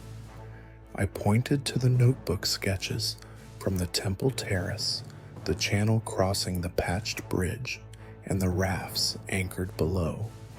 Then I directed attention to the submerged docks and the road beyond where fresh sandbags had been deployed. We need to reinforce these 5 zones today, I said, tapping each in turn. Cord teams 1 through 5, go now and report on any breaches immediately. Supply convoys will start by noon from the temple railing. Hands rose in unison, volunteers nodding. Teams dispersed through the shallow water, following the rope markers and cloth ribbons we'd tied to reeds and fence posts. I watched them go, each small figure flitting through the haze like a beacon. After they left, I lingered at the edge of the terrace, cup of now cold tea in hand, savoring the quiet urgency of dawn's hesitant light. Below the floodplain stretched like a silver sea. A lone boat drifted toward the broken bridge, motor idling as a volunteer steered it past submerged pilings. I followed its progress until it reached the far bank, where a team unloaded medical kits and blankets onto a raised embankment. The scene felt like a fragile promise, enacted small gestures woven into a grand tapestry of recovery. A gust of wind stirred the flags above, and beads of mist caught the sun's pale rays. In that shifting light, The floodwaters glimmered, echoing our blend of loss and hope, storm-swept and yet resilient, broken and yet unbowed. The monsoon's fury had laid waste to our village, but it had also revealed the strength of its people in full first light. I pressed my palm once more to the river deity's cool stone, whispering a silent vow: we will rebuild. Beneath my fingers, I sensed an ancient agreement, nature's power and human resolve intertwined. As the dawn's hesitant light brightened the terrace, I turned from the railing and walked back to the volunteers ready to transform that vow into action. By the third morning, the floodwaters had begun their slow retreat, leaving a stained tableau of silt and debris across every courtyard and pathway.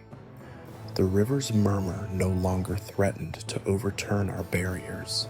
Instead, its steady receding revealed the true scale of what had been lost and what still remained. From the temple terrace, I watched teams dismantle sandbag walls, repurposing unflooded bags to shore up low-lying fields once the water fully cleared. Below, neighbors worked side by side, hauling mud-choked planks from the docks, dragging broken traps to a central pile for repair, and carrying soaked belongings into huts whose stilts had spared them total ruin. I descended the stone steps to the banyan tree, where a community meeting convened on freshly cleared ground. My father and the village elders sat on overturned crates, maps spread across a low table, pens marking new plans. Rows of neighbors' mud-streaked faces, bright with determination, stood before them, waiting for instructions on our next steps. I joined my grandmother at the tree's base, handing her a clean cloth for the prayer beads she now wore around her wrist like a talisman of survival. My father stood and addressed the crowd. "The first priority is shelter," he said. "Many homes are intact, but their interiors are ruined. We will form repair crews, teams of 3 carpenters, helpers, and cleaners to restore 1 house per day. Then we'll move to trap rebuilding and boat repair. Each task is a step toward reclaiming our lives." A wave of murmured agreement rippled through the assembly. I raised my hand and called out, "And for those whose homes are beyond repair, we will build communal shelters on high ground, simple huts raised on new stilts, using salvaged materials and communal labor." Cheers followed as neighbors envisioned safe, dry spaces where families could regroup. I spent the next hours coordinating the repair crews. My cousin led the carpenters, mapping each battered hut and assigning teams based on skill and proximity. Priya organized supply runs, fresh nails, new boards, and clean tarpaulins running between the storeroom and work sites with astonishing energy. Arun and the fishermen offered to tow debris-laden rafts up the river to dispose of ruined materials, turning what was waste into fuel for the braziers still burning in some yards. Under my direction, a crew set to work on my own home. We pried off soggy flooring, hauled out waterlogged mats, and stripped out collapsed shelving. Then we measured and cut replacement planks, nailing them into fresh frame supports. My grandmother brought herbs to scent the new floorboards, and my mother scrubbed walls with soapy water, chasing away the mud's stubborn stains. By dusk, we stood back and admired our work, a house reborn, stilts intact, floor solid, walls cleaned and bright once more. Elsewhere, Trap rebuilding teams worked beneath raised storehouses, strands of netting, weaving futures of shrimp and fish. Boat repair crews patched hulls with resin, and clamps hauling one vessel after another onto sloped banks to seal cracks. Everywhere neighbors moved with practiced purpose, bodies aching but hands steady. The flood's destruction was vast, but our collective will was vaster. As daylight faded on this 15th day, we gathered again beneath the banyan tree. My father spoke of next week's tasks: field preparation for planting flood-resistant rice, inventory of supplies for the lean season, and training sessions on stronger barrier construction. Our village will be safer next monsoon, he said, voice firm. We have learned and we have rebuilt. I stepped forward to close the meeting. Thank you, I began, for your strength, your trust, and your solidarity. We have survived the monsoon's fury together, and together we will rebuild our homes, our livelihoods, and our faith. Neighbors applauded, voices ringing like a vow. Around us, lanterns glowed as stars emerged in the clear sky. The banyan tree's roots, once half submerged, stood firm in the drying earth. I looked at my family, grandmother, parents, cousin, and at friends and strangers now bound by shared ordeal. In their eyes, I saw exhaustion and hope intertwined. Our village lay scarred but unbroken. Foundations pulled from floodwaters revealed rich, renewed soil. Houses rose on stronger stilts. Boats floated once more. Traps dangled from repaired rafters. We had rebuilt not just structures, but a spirit of resilience that no storm could drown. The night air held a gentle hush after the uproar of rebuilding. The rain had ceased entirely, and a soft breeze rustled the banyan leaves overhead. In these quiet moments, the world felt vast and still, giving space for reflection. Beneath the shelter of our restored home, I sat by a small hearth lamp, its glow flickering over faces softened by fatigue and relief. We sipped mild ginger tea, the warmth spreading through our limbs like a comforting embrace. Outside, the moon shone tenderly on the newly cleared courtyard, casting pale light across drying patches of earth. I listened to the whisper of wind through coconut fronds, each breath of air a reminder of life's delicate balance. The river, once a roaring adversary, now flowed gently in the distance, its surface glimmering like polished silver before slipping beyond sight. I felt the weight of the past week's sandbag walls, broken bridges, midnight rescues lifted, replaced by a calm resolve. Our hammocks swung softly between posts, inviting weary bodies to rest. My grandmother's prayer beads lay beside me, each bead a testament to protection granted and battles won. My parents stood nearby, leaning against repaired walls, eyes distant, yet content. Slowly, neighbors drifted to their own homes or shelters, voices hushed in gratitude and farewell.